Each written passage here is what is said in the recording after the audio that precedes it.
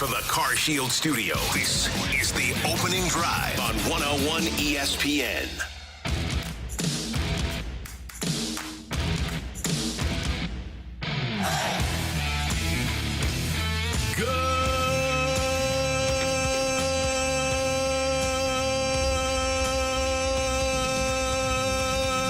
Good morning, everyone, and welcome to the opening drive on 101 ESPN in St. Louis. Wow. We're at 7 o'clock. Your time check brought to you by Clarkson Jewelers, an officially licensed Rolex jeweler. Happy Taco Tuesday, Danny Mac and Brooke. How are you guys doing? Oh, I'm doing great. What a night it was. You had, of course, the Panthers winning the Stanley Cup. Yeah, who cares? Okay. And then you had the Cardinals win. They're fourth in a row. Yeah, Evan Cohen says, who cares? Yeah, I heard that. I heard about that. Good for Michelle, of course, as always, defending St. Louis in that situation. Wearing a St. Louis shirt on national TV. Yeah. There we go. Good on Michelle for that. Yeah. But I disagree with Evan on that one. Yeah, well, it's easy to disagree with idiots. And he's a Boston fan, right? I was listening on the way in. I totally lost the argument. I don't know who was. I lost it. So you're cheering for Matthew Tkachuk, or he's one of your own. So that means that you want the Florida Panthers to win. Then it became Boston Red Sox, New York Yankee. I don't know. I lost the whole thing. His point is that we shouldn't root for him because he's not on the Blues.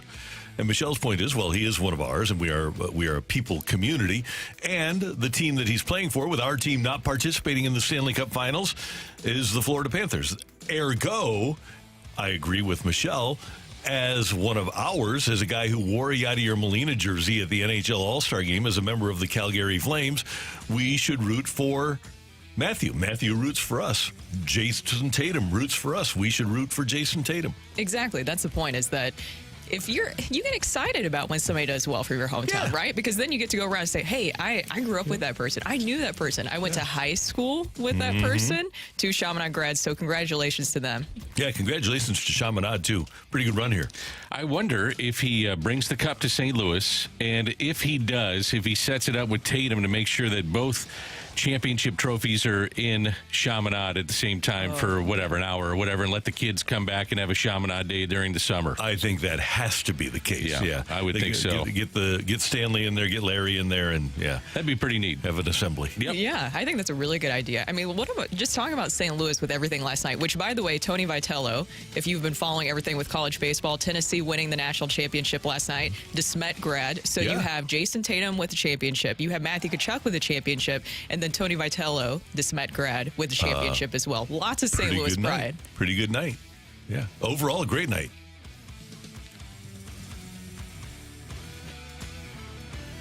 The Cardinals are coming, tra-la, tra-la. The Cubbies are going, tra-la, tra-la. Look out on the Nets, tra-la, tra-la. The Cardinals are coming, tra-la, tra-la. There we go. How about the Cardinals? They knock off the Braves last night, 4-3. Lance Lynn, 6 2/3.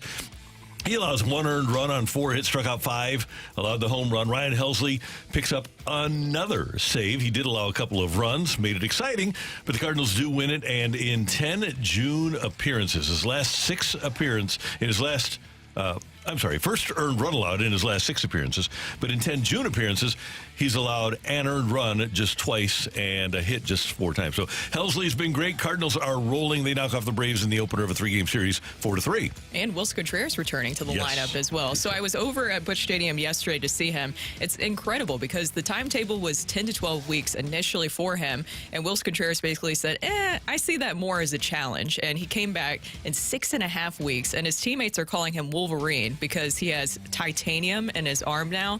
And so I think it's just incredible to see that he's coming back. And all the guys yesterday in the clubhouse were talking about how Willson Contreras really is kind of the voice in that clubhouse right now. I loved what they did on the situation where they get in a rundown on purpose with runners at first and third and make sure they get in a rundown on the final out between first and second. Smart baseball. At one point, they're bunting the second place hitter, which is Burleson, and he's one of the guys that's swinging the bat as well as anybody. You had the Michael Ciani catch early on in the gap in left center. You get good pitching by Lance Lynn. The bullpen bent but didn't break. And I think you're starting to see a little bit of an emergence of Ryan Fernandez, and they need somebody else outside the big three to bridge the gap to get to Helsley, and maybe they found a guy in Ryan Fernandez. Yeah, what a nice pickup he's been. And we saw in that first series, I think, in L.A., that he didn't pitch, remember, for the first 3 games, and then they brought him in the 4th game. And he showed his stuff there. He does have good stuff, and he has earned the confidence that Ollie and Robert Blake have in him. So congratulations to him. He's got a... Why are you laughing, man? I liked when the movie star was your go-to. Oh, okay. Not the I like Dusty the billionaire, Springfield. Is that the what you're billionaire saying? murderer. Oh, okay. Seems a little rough. Dusty Springfield was always fun, too. Yeah. Dusty Springfield was a good one. That was one of my favorites. Robert Blake it's a jarring name to hear at 7:05 in the morning. Sorry about that. But I think, by the way, this is a good text. Can I just jump Yes, in here for a second? sure. Okay. I will root for Matthew if he's a Florida Panther. I'm trying to get this text right. I wouldn't root for him if he was a Blackhawk, Red Wing, or Bruin. Oh, that's a good point. I think it's very fair. Well, did we root for Pat Maroon, though, this year when he was with the Bruins? No. I think you're happy for him, but did people necessarily root? I don't know. I was rooting for him to I win was the Stanley excited for Cup, him. But because by extension, you'd have to root for Brad Marchand, which would be terrible. Or the Blackhawks. I did root for Patty. I got to say. I root for the Celtics. individual. I root for the individual. Yeah, you root for him to do well and to have individual success, and then for Marchand to suffer a torn up knee. I don't root for injury. Oh, okay. I do root for losses. Uh-huh. I just don't get that much into it. I just want to see hometown guys do well. Yeah. I don't think that's bad. No, that's a good thing. Yeah. So, but we are more than a community that just roots for the laundry. That's what I've always thought, is that we really root for flesh and blood. It's different in a lot of cities because that's all they root for. Once a player is gone from Philadelphia, they're disposable. They don't care about them anymore. That player is dead to them because they're rooting for the Eagles jersey or the Flyers jersey or the Phillies jersey. It's different here. Players come back, whether it's Chris Pronger coming back with the Edmonton Oilers, or Brendan Shanahan coming back with the Hartford Whalers, or Kurt Warner coming back with the Arizona Cardinals, or Albert Pujols or David Freese coming back with other teams. We root for people. Yep. I think it's well put. Root for the person, root for the individual, and hope they have success. I'm curious if there's anybody, maybe somebody can text in, if there's anyone out there that has become a Celtics fan because of Jason Tatum in the area. Nah, can't root for Boston teams. That's what I'm just wondering, if there's anybody who is fully not just rooting for Jason Tatum, but the Celtics all in in on the general. Celtics. I love the Celtics. And fair enough. I always have. As a little kid, I did. Larry Bird made me a Celtics fan. That's fair. That's fair. Yeah. I have to give credit because literally on Sportsman, like one of the callers who supported Michelle that was from St. Louis says, everyone knows I'm a diehard Boston Celtics fan. Right. So apparently in St. Louis, they do exist. Yeah. Well, I'm one of them. Welcome. Yeah, see, Danny's here. Okay, I guess I shouldn't be. No, it's Is it just, okay? To be ashamed. You know, the Boston thing, I didn't really care about Boston until the Patriots cheated. You know, I knew that you were going to go here. Well, but then you've got the Red Sox beating us in the World Series in 04 and 13. I mean, it's just we took a lot of punches on the chin from them. Okay. So that's why. But we never have from the Celtics. In fact, we beat the Celtics in the 1958 NBA championships. So it's all right. By the way, the Panthers did not get the Connie Smythe winner. That went to Connor McDavid, MVP of the playoffs. I think people fail to understand. They think it's kind of like the finals MVP in the NBA. This is the playoff MVP for all 4 rounds. And Connor McDavid was setting records and carrying a team to the Stanley Cup Finals and carried them to Game 7. So I have no problems with Connor McDavid as a losing player, being the second skater ever from a losing team to win the Connie Smythe. I think they got it right, but how much do you guys want to bet that today, all throughout ESPN, which I think it's a good thing to have the NHL in a big national spotlight, of course, and get a lot of attention, but how much do you think that they're going to talk about it national media-wise of if he actually deserved it or not? Because, of course, you look in the final game, the most important Game 7, and he wasn't on the score sheet.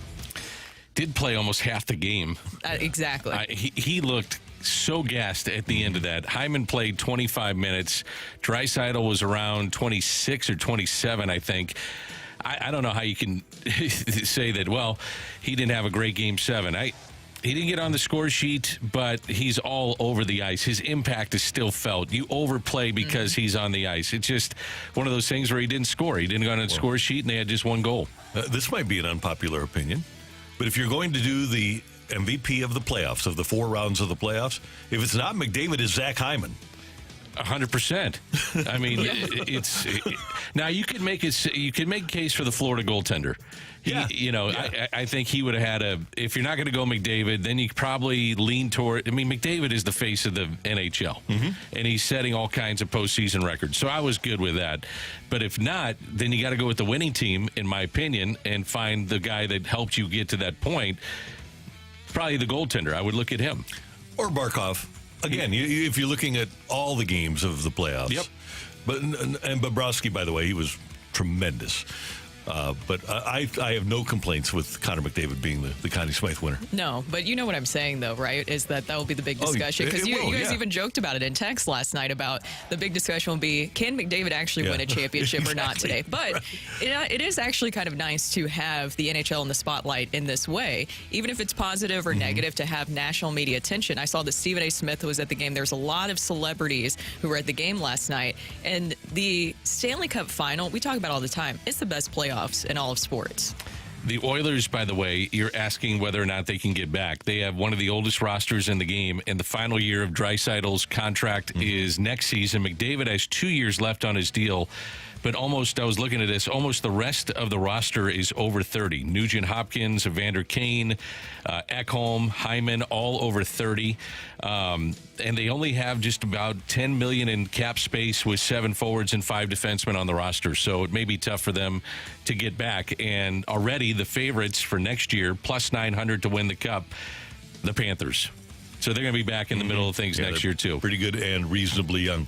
Meanwhile, as Brooke mentioned, Tennessee winning the College World Series championship. They lost game 1 to A&M, then came back and won the last 2. St. Louis and DeSmet's Tony Vitello is the coach of the national champions. That was a good game. 6-3 in the ninth. A&M scores a couple of runs. Make it interesting, but Tennessee becomes the first team since 1989 to be a 60-win College World Series champion. And it's because they hired Tony Vitello. The way that they really turned that program around because of that hire, and he is becoming, obviously, one of the big names in college baseball right now, coaching-wise, and rightfully so, because how he's able to completely change the program. And they didn't have their starting pitcher that was supposed to be a part of the program as well. So there's a lot to that story there, but that was a huge miss by Mizzou by not hiring him. I couldn't believe that. Could you imagine if they were able to keep him? And the other thing with him is that they could have gotten Max Scherzer money because Max was ready to back him. Max did back him completely. And so they would have gotten Max Scherzer money in the program, too, and they blew that. I don't know where they were in the arms race of facilities, too. You know, you got to have the investment of the university has to be, yes, football is number one. We understand that. Basketball is too. But when you're in the SEC, the investment needs to be big time into your baseball program. I mean, baseball is becoming very big on the college level to where you're watching the national stage, the College World Series, super regionals, even some of the regular season games are on. The SEC is a monster, so you got to keep up with the Joneses. 12 SEC teams were in the college NCAA tournament. 12 of the 64. Mizzou was not one of them. And now you have Oklahoma and Texas joining the ranks, too. Good luck. Oklahoma's really, really, well, they're both really, really good programs. So Mizzou will have to up their game to make the field of 64. Texas just fired their coach. Isn't that amazing? The guys had all kinds of success, too. Yeah. And they're talking about Schlossnagel. I always butcher his name, at A&M being potentially the head coach of Texas. And he didn't dispel it. You know, he didn't say, well, no, it's not going to happen. He just said, how can you be asking me at this point when our team just lost last night? When else are we going to ask you? Where are you going to have an availability for us tomorrow, sir? Yeah. Give it 48 hours just to calm down a little bit. But, Brooke, as we know about the SEC, it just means more. It just means more. It sure does. We're off and running here on this edition of the Opening Drive on 101 ESPN. Coming up, there was once a discussion about which utility player would be more valuable for the Cardinals. Brendan Donovan has ended that conversation. That's next on 101 ESPN.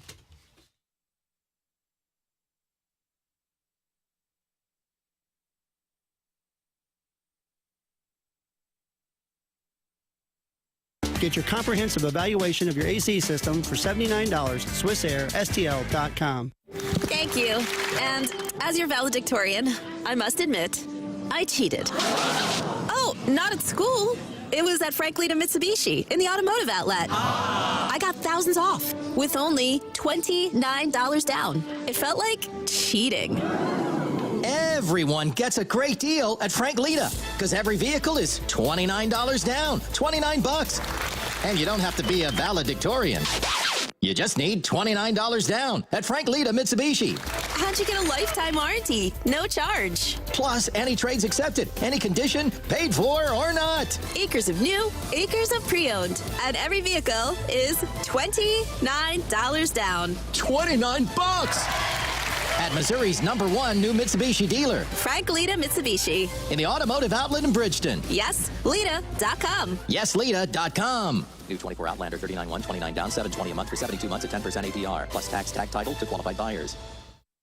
I have a summer birthday, and everybody loves a sweet treat on their birthday. Well, Schnucks wants to celebrate their Schnucks Rewards members' birthdays with a free, freshly baked donut on your birthday. It's part of a new personalized perk in the Schnucks Rewards app. To get the free donut, all you have to do is add your birthday to the rewards profile in the Schnucks Rewards app. And when your birthday rolls around, just clip the free donut coupon in the Schnucks Rewards app and redeem the coupon at checkout. Now, you don't have to wait for your birthday because they have dingers for donuts at Schnucks. If the Cardinals hit a home run, the next day you use the Schnucks Rewards app to clip the coupon and you get a free donut when the Cardinals hit a home run. Pretty cool deal, and it's only available with the Schnucks Rewards app. The coupon is good for your birthday, for your entire birthday week. So no worries if you can't make it to the store on your day. Make sure to get your birthday freebie by downloading the Schnucks Rewards app and adding your birthday to the profile today. And don't forget, dingers for donuts. When the Cardinals hit a home run, you get a free donut the next day at Schnucks.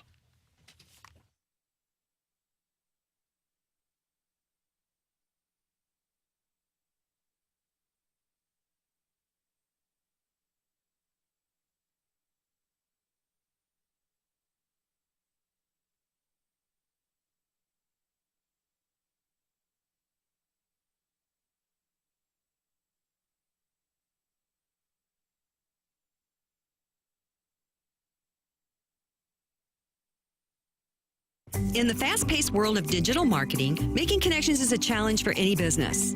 But what if we told you there is a place where connections aren't just made, they're grown? Meet 2060 Digital, your premier Google partner and top-tier digital agency.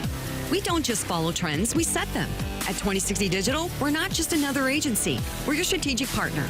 We dive deep into your challenges and develop solutions that drive measurable outcomes. Ready to elevate your digital presence with campaigns that connect? Google 2060 Digital today. Open up your 101 mobile app for your chance to win free tickets to see the Doobie Brothers. With special guest Steve Winwood on Saturday night, August 24th at Hollywood Casino Amphitheater. Get all the ticket details and get entered to win those free tickets for the Doobie Brothers right now, either at 101ESPN.com or on your 101 mobile app.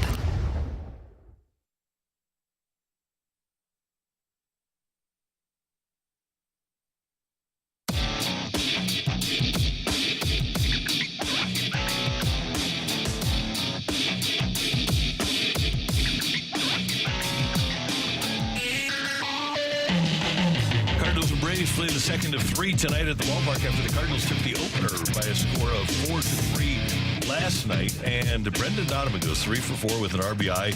That batting average up to 269 on base, 333, and the slug is at 420. And he was thought of, guys, we've actually had debates on this show about whether or not the Cardinals would be best served by having Donovan or a healthy Tommy Edman as a utility guy.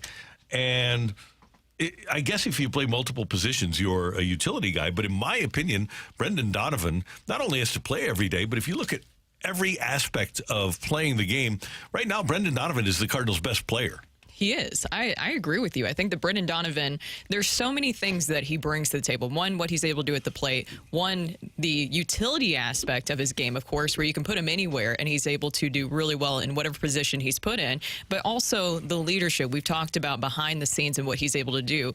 Rob Raines has a really good story out right now about how Nolan Gorman and Brendan Donovan have noticed that they noticed last year that, hey, we need to do something for these young players that are coming up. So they went out and they started getting these Ace of Spades champagne bottles, and they have the entire team sign it. So when a player makes their debut, Brendan Donovan and Nolan Gorman, they get that, have the team sign it, and they present it to him. So I think that just shows, we talked about that going into the season, how Donovan was going to have a bigger role leadership-wise. There's so much that Brendan Donovan brings to the table that is highly valuable to the Cardinals. I think it's the trio of Wynn, Burleson, and Donovan. You know, all three of these guys. And I know the focus of the segment is Donovan. I mean, I went back and looked on May 12th. The Cardinals were 15-24.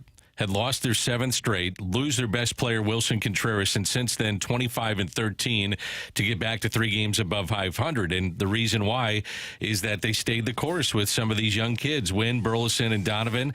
And obviously Donovan is right in the middle of things. He's one of the most important players on the team, and he's taken on, to your point, Brooke, a leadership role inside that clubhouse too. And there have been times where there were Cardinal players that were descending, and 2007, a perfect example. And it wasn't any fault of their own, but Jim Edmonds was getting older, and he was traded after that season. Scott Rowland was beat up, and the young players on that team didn't want to rise, and Albert was still here, so let's keep that in mind. But they didn't want to rise to leadership roles. They deferred to the veterans. I hope that, and I think that, Arenado and Goldschmidt, and Brooke, we talked about this a little bit yesterday, I think that they're allowing those players to attain that leadership role. The passing of the torch is happening, and these are huge moments. When Donovan and Gorman think of something like that, what'll happen is, for the rest of players' careers, when they come up and they get that bottle, they'll say, man, that's the best teammate I ever had. And that's the sort of thing that Mark McGwire was beloved in the Cardinal clubhouse. And Dan, you remember, he would go in, like after he would hit his 50th home run, he would sign baseballs inscribed for every single player or every single person in the traveling party, right? And, you know, number 50 or 50, 50, 50 when he hit 50 in 3 consecutive seasons. He just spent the night. I think he did it in New York, spent the night in his hotel room signing baseballs. And that's the sort of thing that gets a player to be beloved and allows them to be a leader. And if you watch the guy, if you watch Brendan Donovan play as a fan, I would think as a coach or a manager, that's the kind of guy you want to other players to emulate, to be your leader. Well, because Brendan Donovan is not only a lead by example guy, but he's also a vocal leader. A lot of the players, I remember going into the season, talked about how Brendan Donovan would work with them specifically with hitting, anything that they would need. It seems like Brendan Donovan is an open book, and he said that's what he wants to be for his other teammates, younger, older. He seems to be a very big voice in that room, and it does take everybody being on the same page with that. We were talking about passing the torch yesterday from just kind of a hitting standpoint, but from a leadership standpoint, that does have to mean that the veterans have to be on the same page where they say, okay, yes, we're going to let a voice like Brendan Donovan be a leader, grow into a leader in this room. They're going to have an issue on their hands. And I don't like jumping ahead and saying, well, what happens when all these guys are healthy? Because it just seems to work itself out. Somebody gets the bad back. Somebody gets I wonder how long they have to have. I know. I'd set it up just for you, Randy. Hamstring or something happens. Go ahead, Matthew. How long have you been dealing with that, Randy? Probably about a week back. Oh, Lord. Anyway, they're going to have to figure out a time to get him in. So here's the thing. Donovan has to play. Does Gorman have to play? Because if you have Nootbaar, and let's assume for the moment that we aren't going to see Tommy Edman for a while. So do you go and further, because he's not here, let's say that Jordan Walker isn't here. So let's say that Nootbaar gets healthy and Contreras is already healthy. You mentioned that things take care of themselves. It is interesting how Ivan Herrera got hurt right away, right? I thought about that. Yeah. But I would think that one thing you can do is, and I don't know if they want to utilize Gorman as a designated hitter. I think their best defense would have Donovan at second base, and then you just plug Nootbaar into the outfield. Where do you put Burleson? He's in right until Jordan Walker returns. And then you've got, what about Nootbaar? And then Tommy Edman. So I'm trying to think of like all these guys. I can put Nootbaar in center field. And then Tommy Edman, coming off the injury, number one, he needs to spend a whole month because he never even started spring training. He needs the full 20 days, is it? I think for a position player in rehab. So he's got to do a lot of rehab before I see him again. I agree. Oh, sorry to cut you off, No, Dan. go ahead. But yesterday at the ballpark, they talked about that because Tommy Edman was out there and Lars Nootbaar are out there, and both of them are actually nearing their rehab assignments here soon. So it'll be interesting to see how things pan out. They didn't exactly have a timetable of Tommy Edman, how long that rehab assignment will be, and for Lars Nootbaar as well. But I assume that Lars Nootbaar would be a tad bit sooner than Tommy Edman. Even watching Contreras yesterday didn't look really comfortable in the box, and it just shows you that it takes a long time to get ready. And that's where I think you're going with Tommy Edman. It's not just saying, oh, okay, let's throw him in there. It's a timing thing, and it's going to take a little bit for him to get up to speed, so to speak, for Major League pitching. Last time he played in a game was last September. So that's hard to believe. That's crazy. Yeah. So was anything said about Arenado's arm? He's still considered day-to-day at this point. Because here you've got Donovan hitting 17 of 18 games, leads the Cardinals in RBIs with 39, an RBI in 7 straight. He's hitting .464 with 3 homers and 10 RBIs in those 7 games. And you have those numbers. If Nolan Arenado is hurt, you can play Donovan at third. Yeah. If Gorman continues to not hit, you can play Donovan at second. If you just want to keep rolling with Donovan in left field, you can do that and feel comfortable that he's going to give you good defense, and we know the offense is there. Just got to get creative. Right. Which is what we talked about coming out of spring training before the injuries, is that they're going to have to get really creative with this lineup, and Donovan's going to bounce all over the place. He's played fine in left field. Yeah. Like, I like him as a left fielder. I do too. He doesn't, he's not going to shine like Michael Ciani and make these diving catches, but who is? Well, I'm convinced now that you could win with Alec Burleson's defense in right field, too. I have no problem at all with the way Burleson's playing the outfield either. Yeah, and he's made the adjustment. I like Burleson at first base, too. Yeah, me too. I don't like it minus Goalie at first base. No. Goalie saves a lot of runs. Yeah. He has saved Mason Winsbacon a few times with the picks that he has at first. And that's one of the things, too, about Goalie. Goalie and Arenado are having down years offensively, no question about it. But Goalie saves you a lot of runs at first base. He just does. I mean, by the way, we started the segment talking about Brendan Donovan, then we just go to Goldie. Yeah. But, I think that's one of the things that gets overlooked when I talk about Goldie, and people say this, that, and the other. Man, he's good defensively. He's not good. He's great. And he's going to save you a lot of runs over there, too. Yep. The emergence of Brendan Donovan isn't the only emergence of a baby bird. We've got another baby bird to talk about. That's Alec Burleson, who's having an unbelievable June. That's next on 101 ESPN.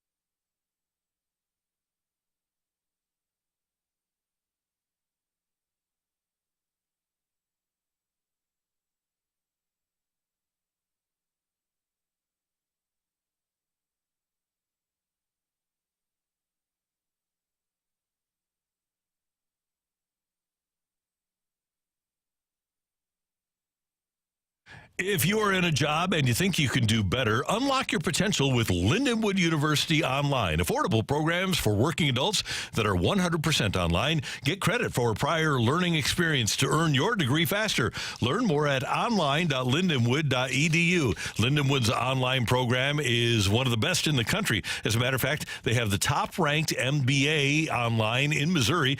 That's from Fortune Education in 23 and 24. Plus, affordable, industry-relevant online programs that are perfect for you as a working adult. They'll work around your schedule, allow you to live your life, but get your postgraduate degree with 35-plus fully online programs taught by industry experts committed to your success. They're going to work with you to apply credit for prior learning and experience, and they have the best online experience that's available to you anywhere in America. If you want to learn more about the great online programs at Lindenwood University, go to online.lindenwood.edu.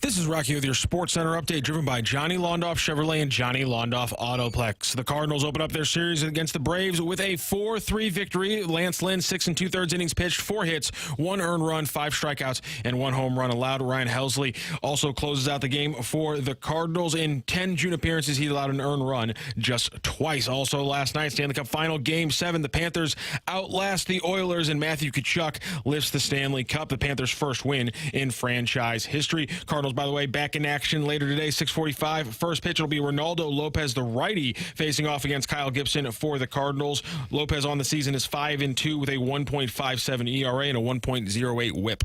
That is your Sports Center update, driven by Johnny Londoff Chevrolet and Johnny Londoff Autoplex. See them at londoff.com. Chevy, together we drive. Are you kidding me?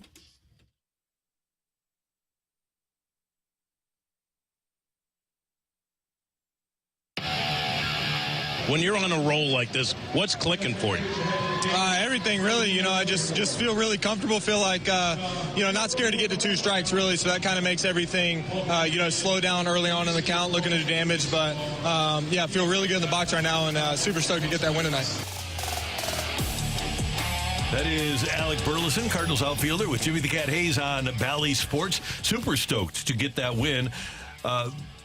Baby boomers or baby birds have been great. So baby boomers. Baby boomers are always great. But Alec Burleson in the month of June, hitting .302 with a .341 on base, .581 slug, and a .922 OPS, 7 homers. He's got 3 doubles, 15 RBIs, and he's even running. He's playing aggressive and playing with a level of joy that we don't see from major league players typically these days. He's very confident right now, and rightfully so, because of how well he's doing with everything that you described. I think it's really interesting because Alec Burleson has actually credited, when we were talking about leadership in that last segment, he credits Matt Carpenter with really telling him how to be more selective with his pitches, and that was something big that kind of helped him break through offensively. Just seems like he is playing playing with joy. You don't see that a lot of times from Major League players. And to your point, Brooke, he's talked about finding a pitch and doing damage with it. You may get one pitch in an at-bat to do true damage. And you either do or you don't. It's very hard to do. 3 out of the 10. If you 3 out of 10 are the best in the world at what they do, if that. Now it's about 2.5 out of the 10. 250 is a decent average in Major League Baseball. But he does play with a lot of joy, and I think that's fun to see. The other part about this is that the way that the young kids are playing, not talking about the struggles nearly as much of Arenado and Goldschmidt. And that's what we said earlier, is that you're so reliant on those two guys being a major part of your offense. Now you have other guys stepping up, and you're not just relying on those big two guys to come through. And imagine where this offense would be if they can get those two just even above average, get back to where they've been before. Then you're going to see this offense explode. I give Burleson a lot of credit as well. He turned 25 in November, and the Cardinals asked him when the offseason started to get in better condition so that he could be better athletically and be a better outfielder. And he did, and he came into camp in the best shape of his life. A lot of guys, though, show up in the best shape of their life, and then it kind of gets away from them during the season. That hasn't happened with him. He's remained in very good shape, as we mentioned in the last segment. I'm comfortable with him playing right field. I think you could win with his defense in right field. And he's ascending as a major league player. This is a guy that hit .331 in his last full year of AAA, 20 homers, 87 RBIs.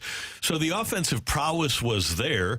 It just didn't manifest itself at the major league level until this year. Exactly. And he really took that personally this offseason. He talked about that at winter warm-up, about how they talked to him about they needed to see more from him defensively as an outfielder. And also he, of course, as you mentioned, lost some weight. He does look a lot trimmer, a lot more fit. And when you mentioned it doesn't work out for some players, my first thought was Zach Thompson. Now, one's a pitcher, one is a position player, so two totally different things there. But at the same time, it seems like he really took to heart some of the things the Cardinals brought up to him after last season, and he worked on it during the offseason, and now we're seeing kind of the fruits of the labor of what he's been doing this offseason. And you can play him anywhere. Yeah. I mean, that's the other thing. And how about him laying down a bunt yesterday? Yeah. As a number 2 hitter and a guy that's crushing the baseball. Let's give Ollie credit. We talked about trying to push the envelope a little bit. He did that with a design play between first and second to end the inning, getting a run down, score that run. Heads-up play winds up being the difference in the game. And then the other thing is asking your number 2 hitter to get down a bunt, and he did. So he's doing some little things to make sure that he's contributing to wins, and a lot of big things, too. I like what you said there, too, because Wynn has really been flourishing in the leadoff role, and then Burleson has really been a fun development to watch in the 2-hole. Do you like that 1-2 punch of Wynn and Burleson with your lineup? I think it's great. Burleson has outstanding bat-to-ball skills, and Wynn is getting on. That hasn't stopped. He hasn't cooled off in terms of getting on base. So I like that combo for the table setters, and then now you got to get the table cleaners going, and you'll really have something. And I just like hot hitters at the top, and if they wind up getting cold, then move in and arrange a lineup. But for right now, those guys should get a run at the top of the lineup for sure. And the Cardinals are doing a good job, as you two have mentioned, of putting pressure on a regular basis, and that is intimidating for the opposition. And you don't have to be a speedster like Mason Wynn, as we saw over the weekend with Alec Burleson stealing 2 bases on Sunday. If you're a good base runner, you can steal bases and you can take first to third. You don't have to be fast at all. You just have to be a good base runner to go first to third on a regular basis. And that aggressiveness is helping the Cardinals offensively. A smart base runner, I think, is the biggest thing. Of course, speed helps. We've seen that with Mason Wynn and what he's able to do. But being a smart base runner, that's why Paul Goldschmidt is one of the best ones in the league, because he does it very wisely. I find myself watching those at-bats more so than I do Arenado and Goldie. These guys, the young kids that come up, Mason Wynn, Burleson, Donovan, we talked about. I find myself really paying attention to their at-bats as a viewer more so than I do even now. I'm waiting for Arenado and Goldie to crush a baseball. Don't get me wrong, but these young kids have made it fun to watch. And when this all comes down to winning, if you win, then you're talking about some of the homegrown talent that has made a difference. If they were losing, you'd say, well, where's Arenado and Goldie? But these guys have made it to a point where you can ride out the cold streaks that these guys have had. Okay, so the Cardinals will reach the midpoint of this season against Cincinnati this week. They played 77 games. So they'll play the series, 2 more against Atlanta. That'll get you to 79, and then 2 against Cincinnati will get you up to the midpoint of the season. Is the midpoint of the season a reasonable amount of time to make a determination as to whether or not you should drop, with all due respect, Paul Goldschmidt in the lineup? Have the young hitters done enough so that you drop Goldie to number 6 or 7 in the lineup? Not for me. Yeah. I just think he's got so much respect. You're talking about young guys and being leaders. I don't think I mess with that, Randy. I really don't. And I know that he's had his struggles, and they may do that. They may drop him down, and he may go to them and say, look, I'm not to the level that I was. I understand if you need to make a move, but I think there's so much respect for his career and what he's done and what potentially he could do. And I understand we're talking about a year now. We're talking about half of this year and half of last year where he's not been the Paul Goldschmidt that we've seen before. But I just think there's so much respect for him. I don't think that they would do that. What do you think with Nolan Arenado and Paul Goldschmidt when they're both back, of course, in the lineup here soon? Nolan Arenado just day-to-day. He was out there at the ballpark yesterday getting some work in. So when they return, what is the lineup that you think that will be put out there? I'm actually thinking along with Dan here, because I brought up the question because we will be at the midpoint of the season. And Goldie has the second lowest OPS to Ciani among the starters on the Cardinals, second lowest OPS plus. His OPS plus is 87, 13% below league average. So that's why I pose the question. What do I think will happen, though? I don't think we'll see a change. I think that when everybody's healthy, I think it'll be Goldie and Arenado in the middle of that lineup in the 3-4-5. And then you kind of maneuver around that. Yep. I think those two anchor it. I don't think that they move them. The track record is there. The respect that they have inside the clubhouse is there, which is something that you have to keep in mind, whether you like it or not. And I would look at like a Burleson moving up to number 2. Or do you sit there and say when Gorman gets hot, we put him at number 2? Mason Wynn stays at the top of the lineup. You know, those are things that they'll have to answer as they move forward with guys that are hot. You know what I mean? I think that's something that you have to do. And by the way, I have no problem with moving 195 hitting Nolan Gorman down in the lineup. He hasn't earned the cachet that Paul Goldschmidt has. So if tonight Nolan Gorman is hitting 7th, I don't have any qualms at all with that. Those are different animals to me. Yeah. Yeah, I agree with you. I think it's totally different in that situation. I'm just interested to see if there's any situation where you would shake up that top 5, maybe move Arenado and Goldie out. Midseason is a pretty good sample size. And like you said, Dan, it's beyond midseason because it's last year, too. Yeah, and I just go back, though, to I don't know if you guys feel this way. I have hope. Every time he comes up, I'm hoping. And I know hope maybe is a dangerous thing in baseball. The numbers are what they are, but I'm still waiting for him to walk into a bunch of home runs in a week, and all of a sudden he takes off. He's earned so much respect and so much of the benefit of the doubt. I go back to something that Whitey said one time when I don't even remember who the hitter was, but he said, I said, man, you're being really patient with him. He said, yeah, patience is a virtue. But patience will get you fired. True. It's true. This is the 501 says, too much is made of respecting veteran players. We need 3 and 4 to produce. And if they aren't, you need to make changes. Well, you're not wrong. If you're going to win, legitimate. you need 3 and 4 to produce. But we're talking about time here. We're talking about, okay, we're at midseason. At what point do you pull the plug on those guys as your 3 and 4 hitters? Would you, I think if I was going to do it, I'd move them down to 5 or 6. Yeah. It's not like you're putting them down to 8th or 7th. You know, it just might be a spot or 2 that I move him down. Yeah, I mean, you're always going to have Ciani hitting 9th. Absolutely. I mean, there's no doubting that. So you're not going to move him up to the 2-hole or something like that? Knock Burley out of there? Come on, guys. That's Brooke. That's Dan. I'm Randy. Coming up, we have Take It or Leave It. Get your text in to the Air Comfort Service text line 314-399-9646. 314-399. Yo-ho! Yo-ho. There it is. See you only next time on 101 ESPN.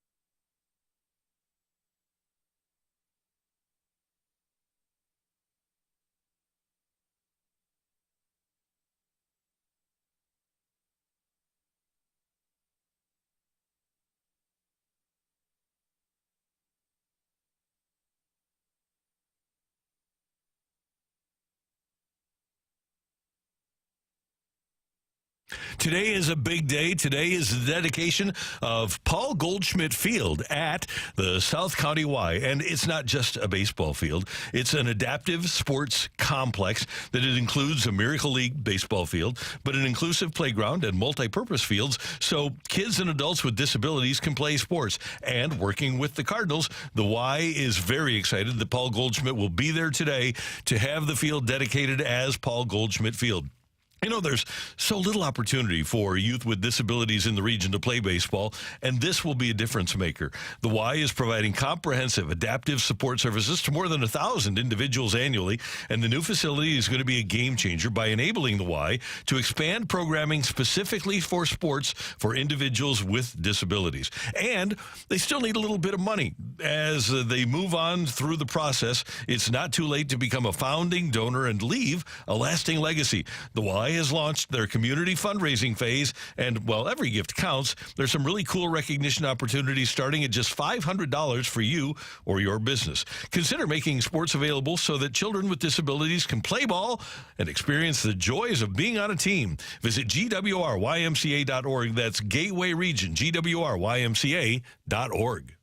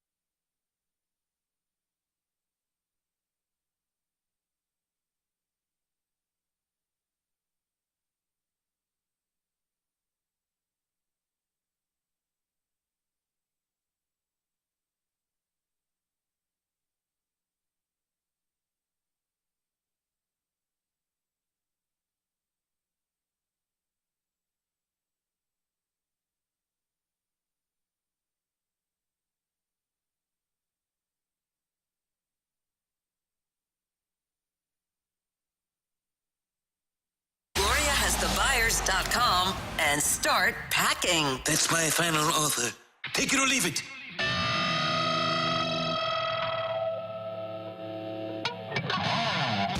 All right, get your text in to the Air Comfort Service text line 314-399-9646, 314-399. Yo-ho! Take it or leave it. You guys are sick of little kids taking off their shirts at sporting events. What? What? Why does it bother you? I don't know. I don't know why it does, but I'm sick of it. I should have saved it for Thursday. But last night at the hockey game, you got a little kid with his shirt off, swinging the shirt over his head. I'm just sick of it. Take it or leave it. You are too. Now, Randy, what? I do have to bring up something from yesterday's Take It or Leave It, because you brought up the Oilers girl and how she was good luck for her taking off her shirt. So I'm just I'm trying to figure this out a little bit. Okay. Yeah, so, I'm not sick of that yet. All right. Here's the question I got to ask, Randy. Because you grew up in a time, because I'll play, but very smart play by Brooke. I'll see old baseball highlights, and half the dudes in the stands are just sitting out there on a Thursday night without a shirt on. I know. Just at Busch Stadium, just in like rows of shirtless guys. That used to be like a thing in the 80s. Oh. So like what? Like, doesn't Chris Pronger know it? Yeah. So what was going on then, and why have we changed now? And why are you so against your younger days? Stupid. So it's just kids specifically, because the way that you've set this up, no matter if somebody wants to, push back, it sounds weird, because then if I say, well, they should, then that sounds weird that I'm saying that. It's totally. Do you get what I'm saying? You're putting us in a weird position. I am. But let me couch it this way, though. It's a camera grab for the kids. The only reason the kids are doing it is because they know they get on the Jumbotron, right? I'd say so. They're having fun. But you watch. You can have fun in other ways. You're intrigued, right? I'm appalled, Dan. So it's kind of like looking at a car wreck. You're just going to stare at it. Well, not a little kid, though. No, Oilers girl may be a little different. Oh, there we go. All right. Well, I guess I'm going to have to take it or leave it. I don't know. Either way, the way that you set it up makes it weird for anybody. No, I just said I'm sick of it. I don't. Yeah. I'm sick of the little kids doing the camera grab. There you go. All right, take it or leave it. There should be a billboard, or maybe multiple billboards in St. Louis honoring the champions, Jason Tatum and Matthew Tkachuk. Take it, yeah. If ESPN is going to have a nice little slide on their Twitter page, the Sports Center Twitter page, we should do the same thing with billboards. Yep. So you want a billboard of both guys? Yes. Sponsored by Chaminade? No, I don't know. Well, I think it would be a great thing if Chaminade kind of played into it a little bit. I wonder if you could, but can you use their likeness to do that? They'd have to get paid, right? I'm sure they would have to consent to it. For sure, I would think. But here, just to get the let me find just go to the Twitter page of Sports Center, and they've got a great thing that you can put up on a billboard. It'd be fabulous. Here, I'll show you, Daniel. Okay, so that you can see it. It's actually pretty cool. Here you go. Oh, that's great. Oh, yeah, that would be so cool. So it's got City Limit St. Louis with the arch in the background, and Tatum and Tkachuk, and the Stanley Cup and the Larry O'Brien Trophy, and then a map with Missouri or St. Louis right on there. Somebody worked hard at putting this together for the Sports Center X page. So nice work by Michelle. Yeah, I think so. So I think that'd be a cool billboard, wouldn't it? It really would. So, yeah, I'll take it. I think if you're Chaminade, you got to do something, right? Yeah. I can't wait to put money out of their pockets onto a billboard, but... Sorry, I volunteered Chaminade for that. It's a good point, though. How about the Blues? How about the Blues with Walt's son? Put up a billboard? No, thanks. No. With Walt crying in the background? That was awesome to see that. Yeah. That was great. All right, take it or leave it. There's nothing more compelling than watching the anthems before Game 7 of the Stanley Cup Final.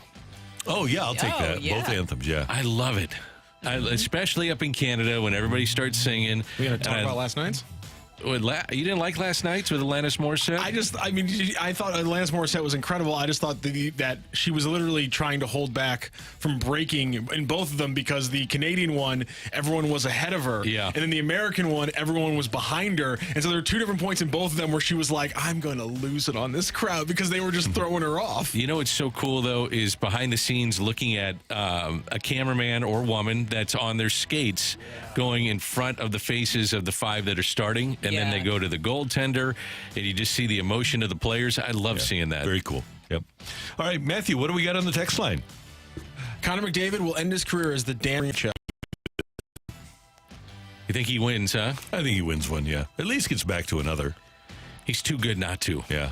Yeah. But you got to have a supporting cast, too. And I mentioned earlier they're going to lose a lot of guys, a lot of turnover. Kenny Holland's a good GM, though. I don't know if they'll be able to do what they did in Detroit, because they got so much of that team. Number one, you didn't have a cap, and so they got a lot through free agency. But they got people later in the draft, too. They did a fantastic job of drafting. Lidstrom was like he wasn't a first-round pick. So, one of the 5 best defensemen in the history of the game. So they did a really good job. But I think Ken Holland can do that. Does he do it with a Canadian team? Oh, yeah. You can do it with the Canadian team. It's been 31 years, the drought now for a Canadian team to win the Stanley Cup. They're making money in Edmonton, of course. So it's not going to be a cap issue. And the cap should allow you to be competitive at some point and keep it even. Take it or leave it. Cardinals are +10 in the win column at the end of July. I'm going to leave that. Let's get to plus 10 in the runs differential column first. You buy into run differential? I do. I think it's a big deal. I think by this point of the year, I do too. Definitely by the end of the year, I do. There's something to it as to why you won or lost, and it's about scoring runs, so might want to be plus on that category. Our club is minus 30. Milwaukee is plus 66. Wow. That's a big difference, 97. Yeah. The swing on that's significant. Take it or leave it. Can I give you one more before this? I'm sorry, Matthew. Oh, go. The White Sox are 21-59. The run differential is minus 167. Wow. Insane. Ooh. Yeah. I wonder what the largest minus run differential would be. You can look it up, Matthew, right? Do you have time to take it or leave Matthew's it, too? working. I'll find it for you, sir. Okay. I'm just curious. I didn't mean to put anybody on the spot here. I love being put on the spot. Matthew got put on the spot. Randy's put on the spot. Take it or leave it. Also, in this scenario, it's a trade, so it's going to be who says no first. Tink Hence, Thomas Sajasi, and Gordon Graceffo for Garrett Crochet. No, I'm going to leave it. Tink Hence is missing time too. He just got taken out of a start recently too. Yeah. I think that's a they say no first. I think on that deal. Garrett Crochet is going to garner a lot. Yeah, I think they say no first in that. If that's the call from the Cardinals. Yeah. 1932 Red Sox were a minus 349. Minus 349. Did you find that on Baseball Reference? I just did a Google search for it. Oh, okay. Wow. Take it or leave it. If the Phillies don't win it all soon, we will consider them with the 90s Bills, the 90s Jazz, one of the greatest, most consistent eras of a team to choke. I'm going to leave that just because baseball's random. I just think baseball is random more so than you go in with the best team, and the Bills were such a good team for 4 years, but baseball is more random than the other sports, so I'm going to leave that. Oh, yeah. I'll leave it, too. Do you think the Diamondbacks, did anybody predict the Diamondbacks would be one of the two teams left standing last year? And you may have that again this year. Yeah. One of these odd teams that is bunched in the National League make it to postseason play. Yeah. By the way, Crochet after this year will still have 2 years before arbitration. So he's, if you're the White Sox, 25-year-old pitcher who's pitching very well, I don't know why you would move him if you want to build for the future at all. Unless you just totally gut it and just say, okay, we're starting from the ground up. But even then, you got to have somebody. I mean, that's your foundation, right? Exactly. There. This is an interesting one. Take it or leave it. 9 out of 12 Cardinals fans don't realize they've won 9 out of their last 12 because they're too busy complaining. I'll take that. Yeah, I'll take that. Don't you think, though, we're in talk radio, so we're going to hear the negative side of that, more so than just generally what the city feels about the team.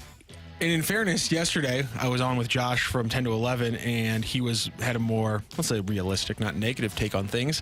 And the amount of people who came on and were like, dude, they're winning. Why is today the day to be negative? So in the same way that when we're a little bit positive, we bring out the people who are always negative.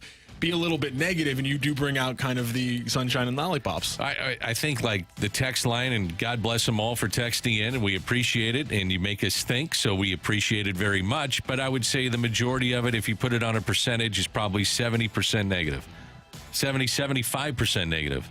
You guys agree with that? Yeah, especially I think with social media too. That's another aspect where I think that there's a lot of people who maybe more or less just want to kind of air out their feelings, which sometimes feelings are more or less negative. I wonder how, and I'll check on this, because even Mo admitted there's Mo fatigue in town. Brian Cashman was getting, and we've talked about it, he was getting as much or more grief from Yankee fans than Mo gets from Cardinal fans. But I wonder how the Yankee fans are with Brian Cashman right now. That's a good point. That media market, I bet they're just wait and see, and I would imagine that some of it is negative, but how can you be negative with the way that they're playing? And the fact that he pulled off a deal to get Juan Soto, who's been incredible, and you have Aaron Judge, who you drafted and developed and is the best power hitter in the game. I mean, how do you get on him for that? 52 and 28, and you got Luis Gil for the Colorado Jake Cave. Yes. I mean, you out of nowhere. Out of nowhere, yeah. So he's done a really good job. And I'll be interested to see if the Cardinals can go on a little bit of a run here. They're only 3 games over 500, so I get it for those that want to be 52-28.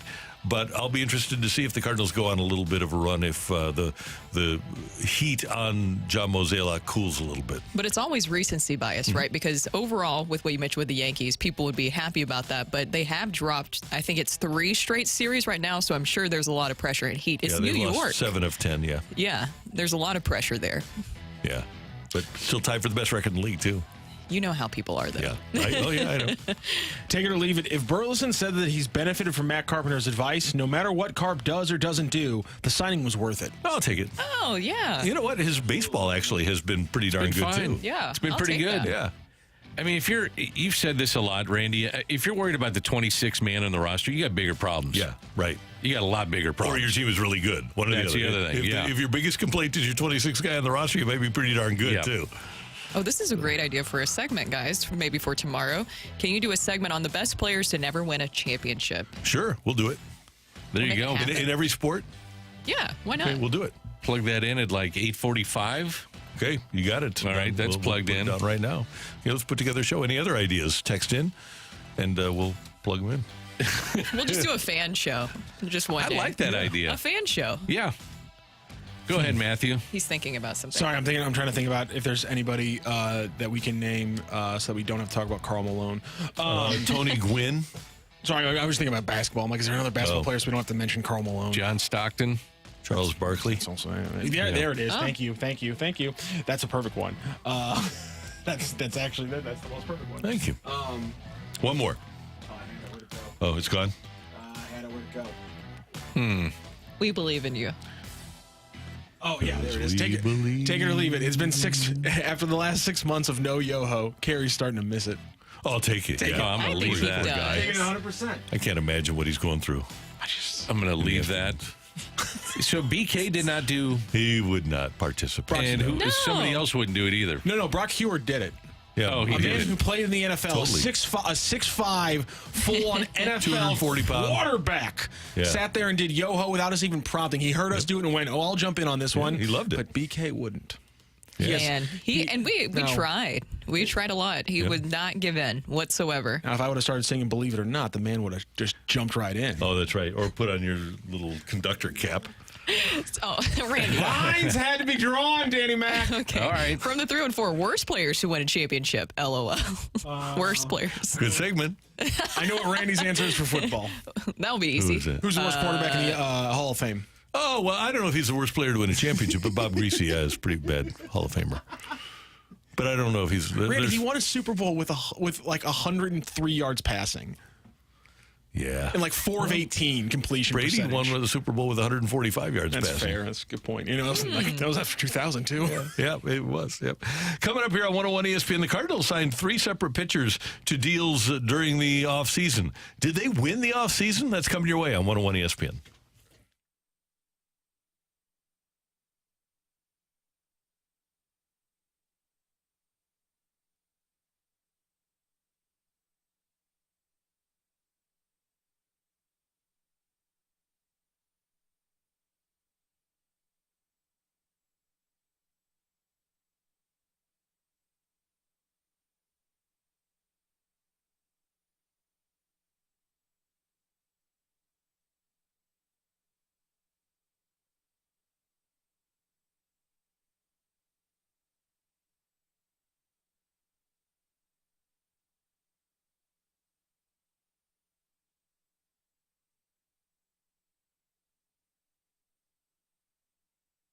Hi, it's Randy Carricker for my friends at Golf Discount of St. Louis, the only golf store that I count on to help me with my golf game. They have all the top brands in golf, always at the lowest prices. Each location is staffed with expert club fitters and associates with decades of golf industry experience, making Golf Discount of St. Louis the best golf retailer in town. Now with 3 convenient locations, O'Fallon, Missouri, South County, and I'm excited to announce their brand new location is now open in Edwardsville, Illinois. It's the place to be for all your golf needs. Golf Discount of St. Louis. You might have heard Doug Voss and Safe Money Radio. His shows have been on several radio stations for many years. Now he can be heard every Sunday from 10 to 11 a.m. on 101 ESPN. He is super excited to get to the ESPN audience as he is a huge St. Louis sports fan. Doug is an expert at minimizing the impact of market volatility on his clients' assets. So catch Safe Money Radio every Sunday at 10 a.m. on 101 ESPN. Doug Voss is a registered representative. Securities offered through D.H. Hill Securities, LLLP, member FINRA and SIPC. My friends at Chesterfield Fence and Deck have been around for 56 years, celebrating 56 years in business. And when you are a business, especially a business that does outdoor projects like Chesterfield Fence and Deck, and you last for 56 years, that means you're doing it right. They have an A-plus rating from the Better Business Bureau. Everything that they have is guaranteed by 5-year labor warranties and pretty substantial material warranties as well. And if you're in the market for a fence or a deck, maybe a sunroom, a screen room, a pergola, get in touch with Chesterfield Fence and Deck at 800-300-4054 or on the web at chesterfieldfence.com. I had Chesterfield Fence come out to my house to install my fence, and they've been out several other times, and they're fantastic. They're good people. They really care about you and servicing your property, and you can trust them on your property. And here's a really cool thing. If you tell them that you heard about Chesterfield Fence and Deck from the opening drive on 101 ESPN with Randy, get 20% off your next outdoor project with Chesterfield Fence and Deck. Again, chesterfieldfence.com. Call 800-300-4054. Chesterfield Fence and Deck. The sign, you have the very best.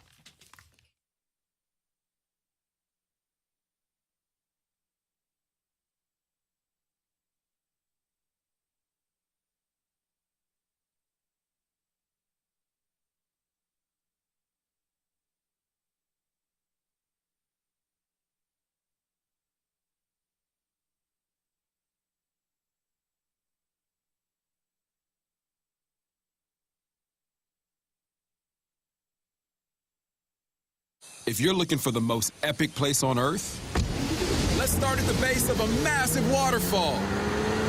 Then trek through the thick jungle.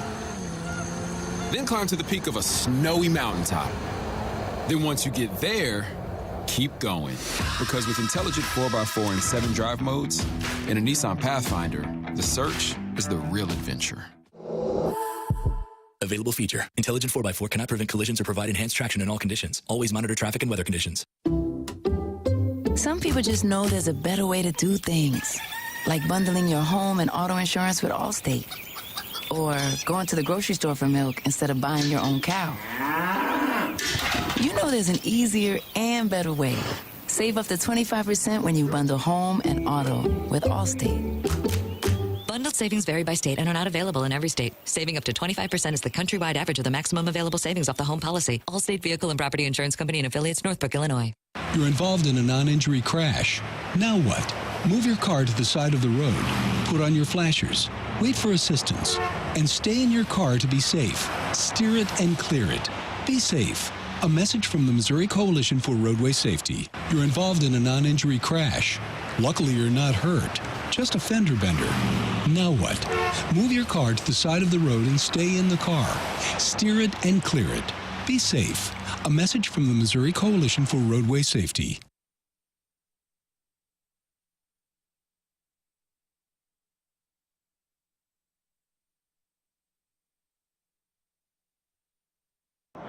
Up-to-date info and breaking sports news first. All on the 101 ESPN app, in your App Store or Google Play.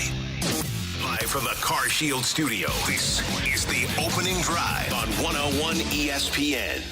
A fresh perspective on today's top stories. This is Fresh Take. Presented by Lindenwood University. Real experience, real success.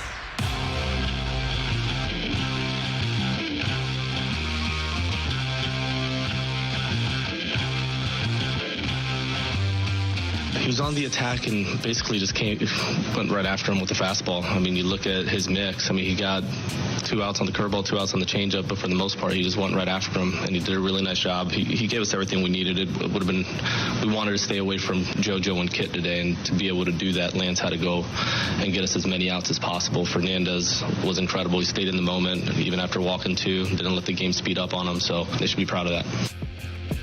Ollie Marmol, after last night's Cardinals 4-3 win over the Braves, Lance Lynn is 3-3 now. His earned run average is 3.86. His home run percentage has been cut in half, 5.8% to 2.8%. Sonny Gray, after his performance on Sunday, 9-4 with a 2.81. Kyle Gibson goes tonight, 5-2 with a 3.44. Those were the Cardinals' 3 free agent starting pitching signings during the offseason, and they've been terrific. And when you look at why the Cardinals signed those guys so that they could get innings, Miles Mikolas leads the club with 90 1/3, but then it's Gibson with 83 2/3, Sonny Gray with 83 1/3, and Lance Lynn with 81 2/3. So the reason that the Cardinals signed those 3 pitchers, what they signed them for, has come to bear fruit. They have been really good in terms of providing innings and doing. They are giving you Cy Young seasons, but the Cardinals are getting out of those 3, to me, the maximum of what could have been expected from them. Innings eaters, and we talked a lot going into the season. Of course, everybody was about the age of the starting rotation, and rightfully so. It's a very seasoned as we coined it, a very seasoned group. But that seasoning is paying off for them right now because that experience we're seeing is in these situations is working for the Cardinals. It's exactly what you need. Lynn, also, that was his longest outing since April 16th, and he talked about in the postgame last night about how they've been working up towards this. We talk a lot about with baseball, of course, with the heat, everything like that. With Lynn, that doesn't really seem to affect him that much. Instead, he was heating up last night on the mound rather than the heat taking over him. I thought the way that he approached the lineup of the Braves was interesting, how he was away, and he was able to, with command, be able to be efficient and effective in the game. So when you looked at the at-bats, there weren't a lot of pitches that guys could drive. Now, he left the one above the plate on Austin Riley right over the middle of the plate. When he hit it, he knew it, but he was able to stay away. He'd mix in his cutter, and he had that late movement. And this is a copycat league, and I wonder if more teams are going to go down that stretch of and take a look at bringing in older veteran players. And I'm talking about pitchers specifically. You don't have to give them a ton of money. You don't have to give them the $200 million contract, although if you have the marketplace to do that, it'd be nice. But this is kind of a copycat league, and I wonder if more teams are going to look at this and say, probably that's the direction we need to go to. The one thing I wonder, though, is these 3 are old school. They're in their mid-30s. I wonder where the line is drawn where you just can't find old school pitchers anymore. Can you find an old school pitcher that's 28 or less? 28 years old or less? Different eras with those kids. Yeah, and how they're babied, the way that they go through it. You look at how starters just aren't, if you go back to Lance Lynn and when he was here, that was the end of the Tony era, and they pushed him. And now, at this point in his career, he's just not going to get pushed. I thought they did the right thing by bringing him out for one more inning, and if he had any kind of issues, you get him out of there. I thought it was the right thing to do.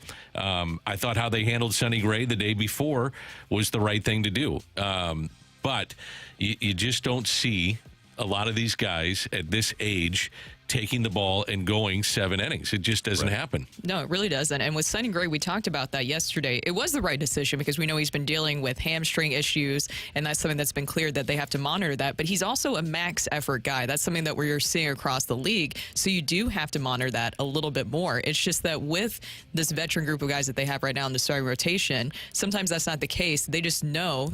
Randy, you talked about this before with Kyle Gibson, about how he's a pitch maker. Right. And that's why I think sometimes the analytics people, and I know that there's a lot of Cardinal analytics people that are listening to the show, I think that they look at too much velocity, too much spin rate, and not when a particular pitch is made. Some pitchers, Jack Morris was one of these guys, some pitchers make the right pitch at the right time because they're smart enough to do it. And Kyle Gibson is one of those guys. And I think Lynn and Gray, by the way, are those guys too. And I think that is, when we talk about old school, it's not max effort all the time. Sometimes you lay back. John Smoltz talked about how, or maybe it was Glavine, one of those two, talked about how sometimes they wouldn't show the other team one of their pitches for the first couple of innings so that the next time through the lineup they could show it to them.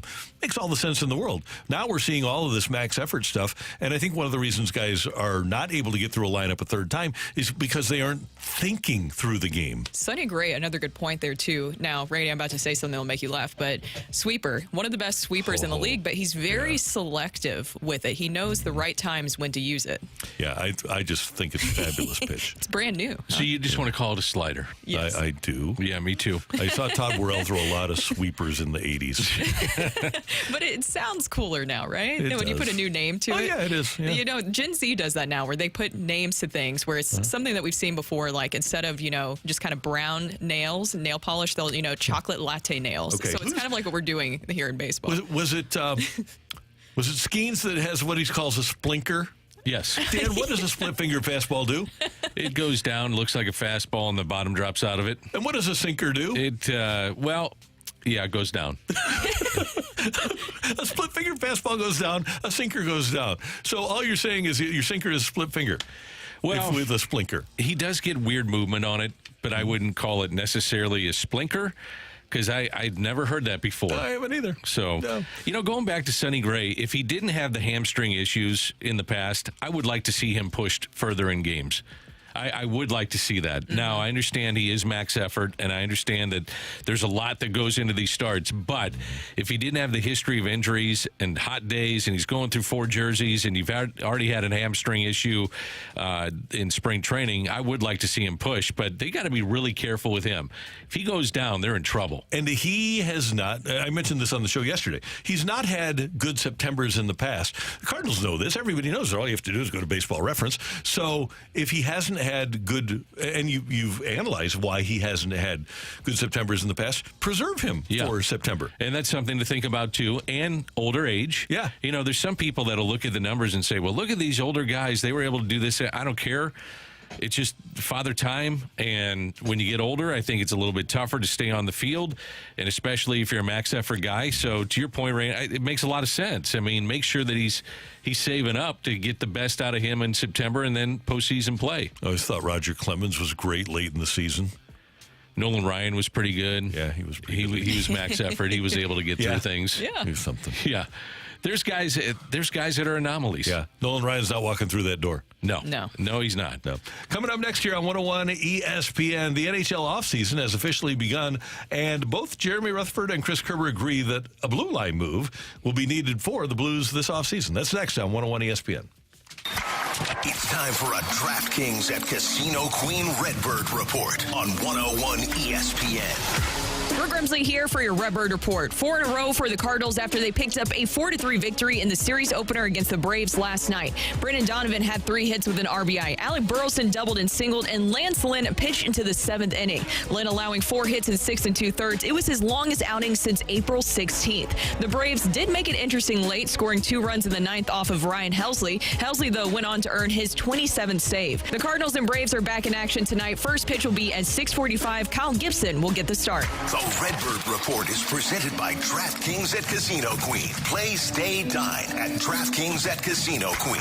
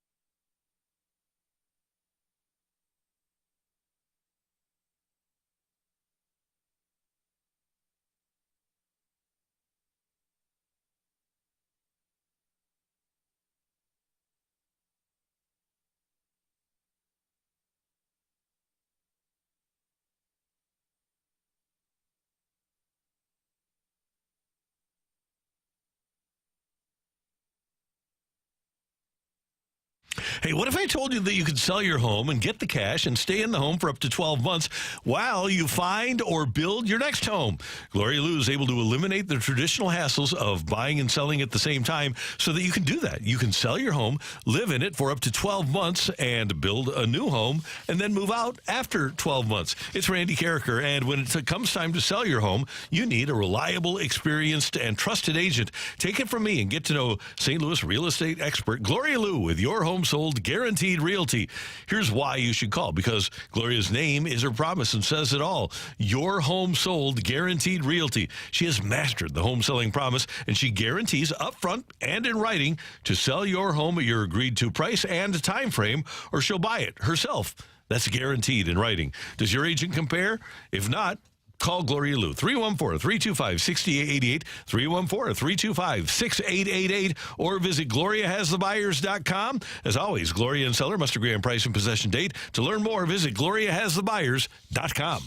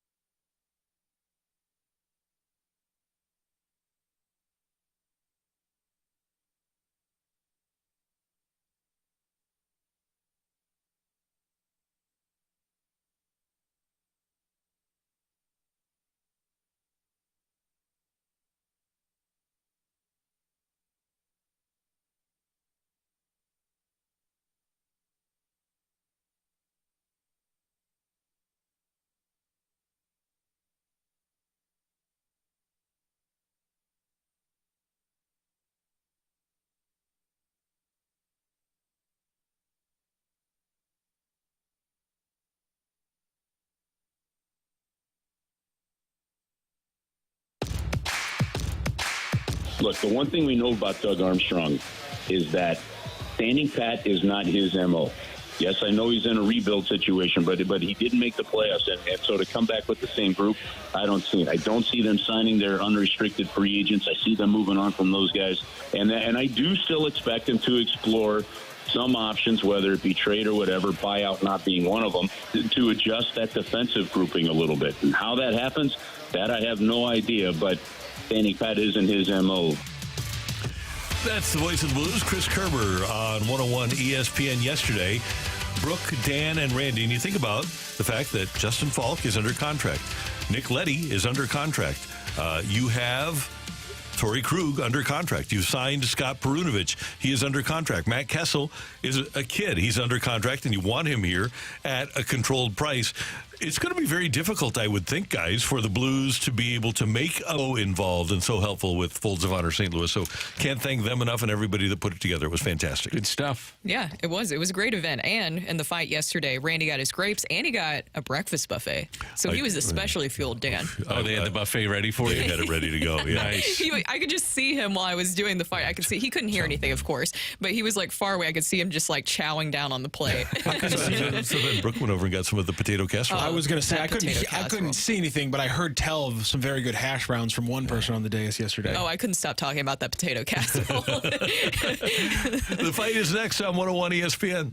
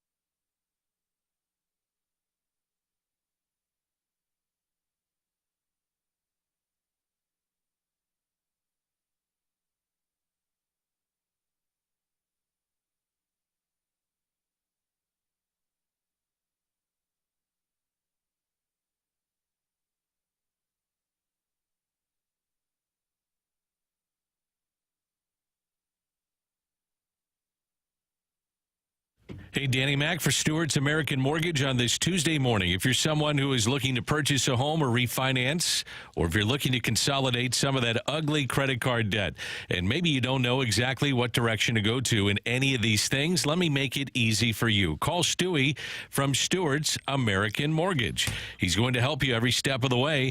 If it's a new home you're looking to purchase, he'll get you to the closing table fast. Try 10 days. And he'll get you the best interest rate possible.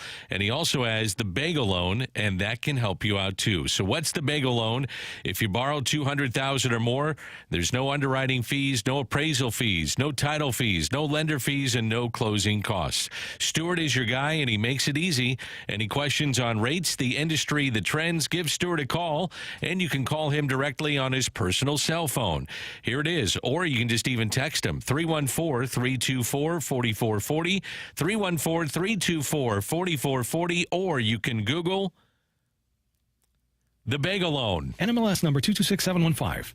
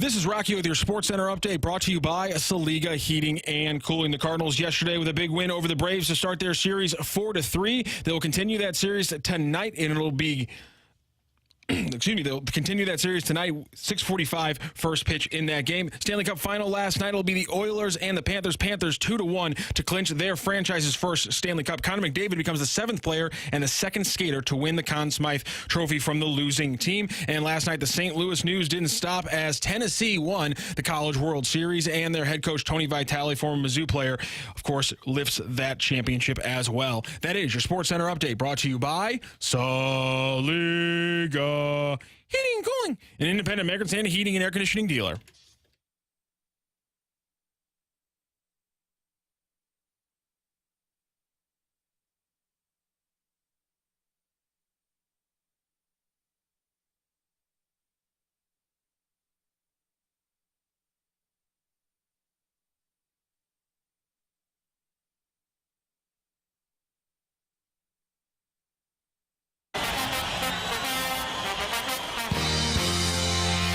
Time for the fight. Brooke, Dan, and Rocchio here, and Ray, of course, but he's outside the room. And we bring in our fighter today, Nick. Nick, how are you doing? Nick? Hello. Hi. There you are. Hey, I was worried for a minute. How are you? Yeah, I'm fantastic. How you guys doing? Oh, we're doing great. Is this your first time facing Randy in the fight? No, I think I faced him twice before, like a year or 2 years ago. So. Oh, you never forget. Yeah. Oh no, I haven't forget. I beat him. I beat him the first time, but lost to a tiebreak in the second time. So. Oh yeah, I remember that. That one stood out to me. I know. Me too. I bet it did. I had nightmares about it. Oh, don't have nightmares. Just get the puck deep. Get in the greasy areas. Get in front of the net. Pucks on net. Pucks on net. Be physical. Here we go with question 1. All right, you ready, Nick? Yep. Okay, question number 1. After drafting future Hall of Famer Doug Gilmour in the 7th round of the 82 draft, which team did the Blues trade him to prior to the 1988 season?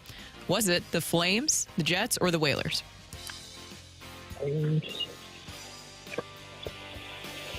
Let's go Whalers. Final answer. Question 2. One of the oddest championship MVPs in sports history is the 1981 World Series MVP, which was split between 3 players. Rocc, Pedro Guerrero, and who else? Was it Jerry Royce, Rick Monday, or Steve Yeager? Rick Monday. Final answer. Question 3, Nick. There are now 3 different expansion teams to enter the league after Canada's last Stanley Cup win in 1993 and go on to win their franchise's first cup. The Golden Knights, the Panthers, and who else? Was it the Sharks, the Ducks, or the Canes? The Ducks. Final answer. And on to question 4. 3 Oilers are in the top 10 for most points in a postseason. Gretzky 4 times, McDavid this postseason, and which other Oiler? Was it Yari Curry, Paul Coffey, or Leon Draisaitl? Paul Coffey. Final answer. All right, well done, Nick. Let me go grab Randy. How are you feeling? All right. First 2 were complete guesses. The last 2 I feel decent about, but I guess we'll find out.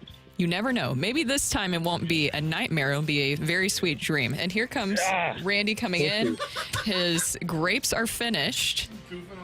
No casserole today, which yesterday somebody said they didn't like casseroles, which I think is weird. How do you not like casseroles? Why are you still in Missouri? Go to a coast. I love a good casserole. Me too. Nope, there's Randy. Randy, say hi to Nick. Nick, good morning. How you doing?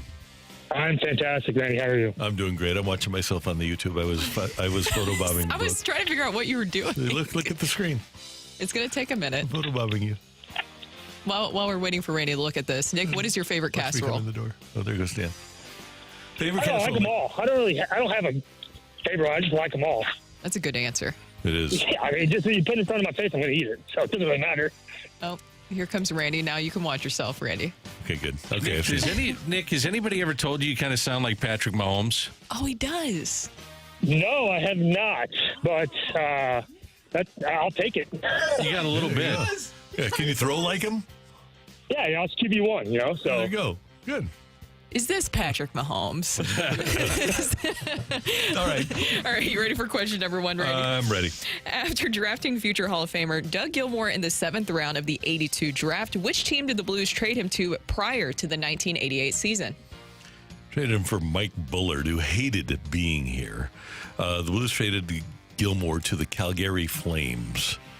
And then he wound up playing for a bunch of teams. He played for the Hawks. He played for the Leafs. He played for Jersey. He kind of bounced around a lot. He's a good, immaculate grid guy. But we traded him to Calgary for Mike Bullard, who I have nothing to say. Question 2.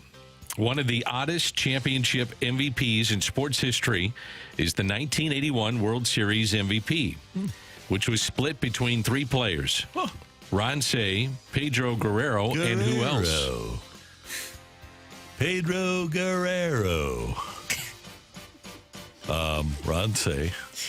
Pedro Guerrero. 1981 Doyers. This was the strike season. They beat the Yankees, the Jonkies. So it was the Doyers and the Jonkies in the World Series. And let's see, we would have had 81. You know who I'm going to go with, Danny? Who are you going to go with? Should go with the Lifeline. But I'm going to go with Fernando Valenzuela. It just seems like 1981, right? He should have been there. So I am going to go with, rather than Steve Garvey, I'm going to, or Davey Lopes, I'm going to go with Fernando. All right. Ready for question 3, Randy? Ready. There are now 3 different expansion teams to enter the league after Canada's last Stanley Cup win in 1993 and to go on to win their franchise's first cup. The Golden Knights, the Panthers, and who else? Tonight's Panthers. I'm going to go 93. Anaheim, I think, entered after 93. So I will go with the Anaheim Ducks with Chris Pronger at the helm. Are you ready for question 4? Yes. 3 Oilers are in the top 10 for most points in a postseason. Gretzky 4 times, McDavid this postseason, and which other Oiler? I think, well, I know who my guess is going to be if he's on the lifeline, but I will do the lifeline just in case. Who would be your guess? Jari Kurri. Jari Kurri is on the lifeline. Paul Coffey and Leon Draisaitl. Ooh, Draisaitl had a good playoff a few years ago. A really good playoff. But I'm going to go with Jari Kurri because he played in all of those finals. Final answer? Final answer, sir. Matthew, do your thing, please. We have to go to a tiebreaker, ladies and gentlemen. Right. Yes, knotted up at 2 on the questions, by the way. So, Nick, here are the rules on the tiebreaker. I'm going to read out the question. We're going to give Randy Carricker a moment to write down his answer. Once Randy has written down his answer and shown everyone here in studio, we'll get your answer audibly. Randy Carricker will confirm his answer on the air, and then who's ever closest to the pin is going to be the winner of today's fight. Nick, do you understand those rules? I do. There's no way you guys both. There's no way I need a backup, but I have it just in case because this is a good one. Last night was a first time in 95 years in Major League Baseball as the Phillies pulled off a triple play that had not been seen in 95 years. How many triple plays have there been in the history of baseball according to Baseball Almanac? How many triple plays have there been in the history of baseball?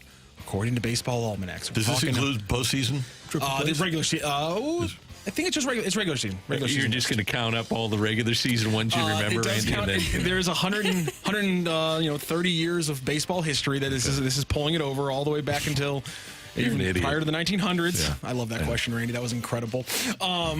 So how many triple plays have there been in MLB history? Gary Gaetti had an unassisted one. Remember that?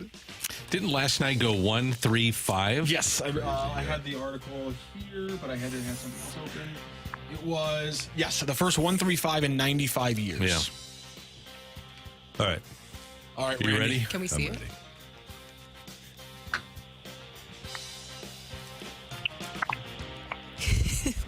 Okay. I'm done. All right, Nick, what's your guess, sir? Go 19. This is interesting. This is interesting. Okay. We have a winner in today's fight. This tiebreaker didn't go the way I thought it was going to, but we have a winner in today's fight. Ring that bell. The winner and still champion of the fight, Randy Carricker. The fight is presented by Golf Discount of St. Louis. With the most experienced club fitters in town. Why shop anywhere else? There have been 30 triple plays since like 2000. There's been more than 30 triple plays since 2000. There's been 736 in baseball history. That's amazing. Because I figure there's maybe one every 4 years or something. Yeah. That's what I was going with. It's actually a lot more common than you thought. There was actually there was 2 last season. There was 5 in 2022. Wow, that's incredible. So when's the last time the Cardinals had one? It's been a little bit for the Cardinals. I do not have that ahead Toronto, of me. I think. I do not have that ahead of me. Let's see if I can find that really quick here on the list. But yeah, so Randy, you were only 7 above him, but you were closer. 700 off? Yeah, but you were closer than Nick on that one. So unfortunately, Nick, Randy Carricker does in fact beat you in the fight, but it was a good job. You got 2 questions right today. Let's go through the questions and answers. After drafting future Hall of Famer Doug Gilmour in the 7th round, they did in fact trade him to the Flames prior to the 1988 season. One of the oddest World Series championships in sports history is the 1981 World Series MVP. Ron Cey, Pedro Guerrero, and Steve Yeager was the third Dodger who gets thrown in there. Yeah, the pitching from the Dodgers not as blown away as you thought. Valenzuela did not get a win in that series, and actually and actually had more of an impact for the Dodgers almost from the plate as George a hitter. Steinbrenner punched the wall of an elevator. That's hilarious to me. And since there have been 3 teams that entered the league after Canada's last Cup win in 1993 to go on to win their first ever Cup, the Golden Knights, the Panthers, and, of course, the Anaheim Ducks. Of course, the Tampa Bay Lightning came in 1993 and, of course, have since won a bunch of Stanley Cups as well. What about the Avs? The Avs are a relocated team. They were the Quebec Nordiques and got moved to Colorado. So, by the way, it's Anaheim. Anaheim, excuse me. Oh, yes. Hurricanes were kind of a trick one there because they were the Hartford Whalers, relocated to Carolina before they won in 2006 or 05, whichever one that was. 3 Oilers are in the top 10 for most points in the postseason. Gretzky 4 times. He also gets a 5th time on that list with the LA Kings, which is insane. Connor McDavid in the postseason and sitting 7th on that list. And in the building last night with a 37-point postseason back in the day, Paul Coffey is the other Oiler in the top 10 on that list. So a 2-2 tie for Nick, and then it was the incredible tiebreaker question that Randy got correct today. So it was a win correct for Randy Carricker. Nick, thank you so much for joining the fight and joining the show today. Thanks. The nightmare continues, guys. Love the show. Thank you very much. Thank you, Appreciate Patrick Mahomes. Some people texted in Ray Romano, which I forgot about him. Yeah. Sounded like Ray. Yeah. So it's going to try to win again and get it to Kelsey. Have a chance at another Super Bowl. This Baseball Almanac has the Cardinals pulling one off in 2002 in Miami. That's not right. Okay, then. I'm telling you, they did it in Toronto. Toronto, eh? Coming up next year on 101 ESPN, we'll have that answer for you, plus some MLB headlines. A lot going on in baseball as we approach the midpoint of the season. That's next on 101 ESPN.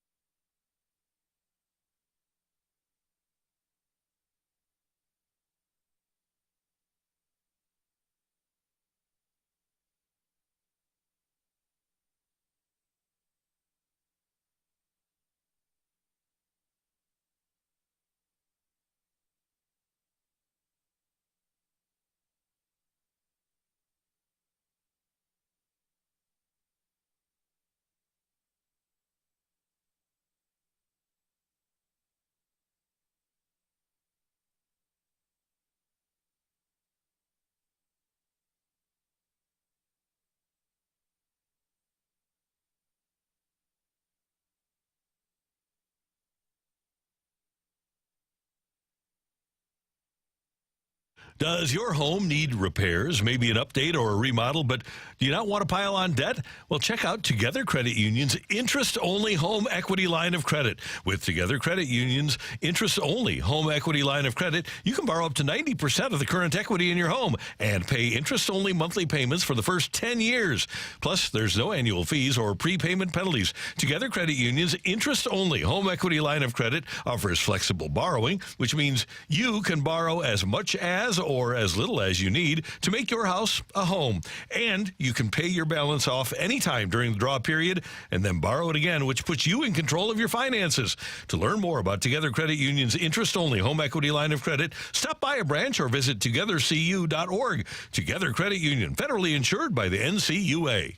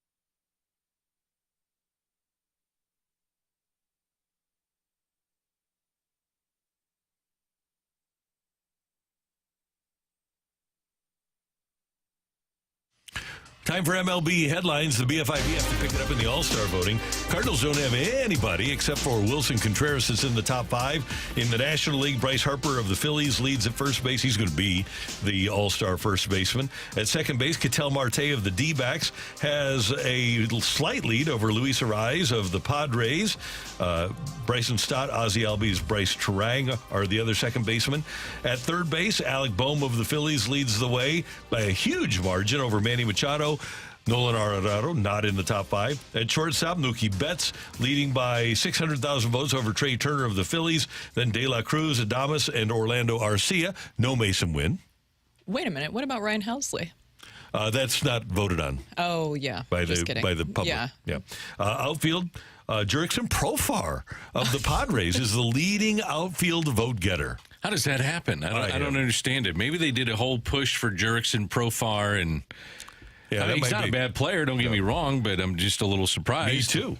Christian Yelich is second, Teoscar Hernandez is third, then Tatis Jr., Brandon Marsh, Castellanos, Johan Rojas of the Phillies, Cody Bellinger of the Cubs, and Elio Ramos of the Giants round out the top 9. And then at catcher, William Contreras leads the way with nearly 1.5 million votes, followed by JT Realmuto, injured catcher for the Phillies, then Will Smith, Sean Murphy of the Braves, and Wilson Contreras is number 5 among catchers in the voting. At DH, Shohei Ohtani, no surprise, leads the way, but only by about...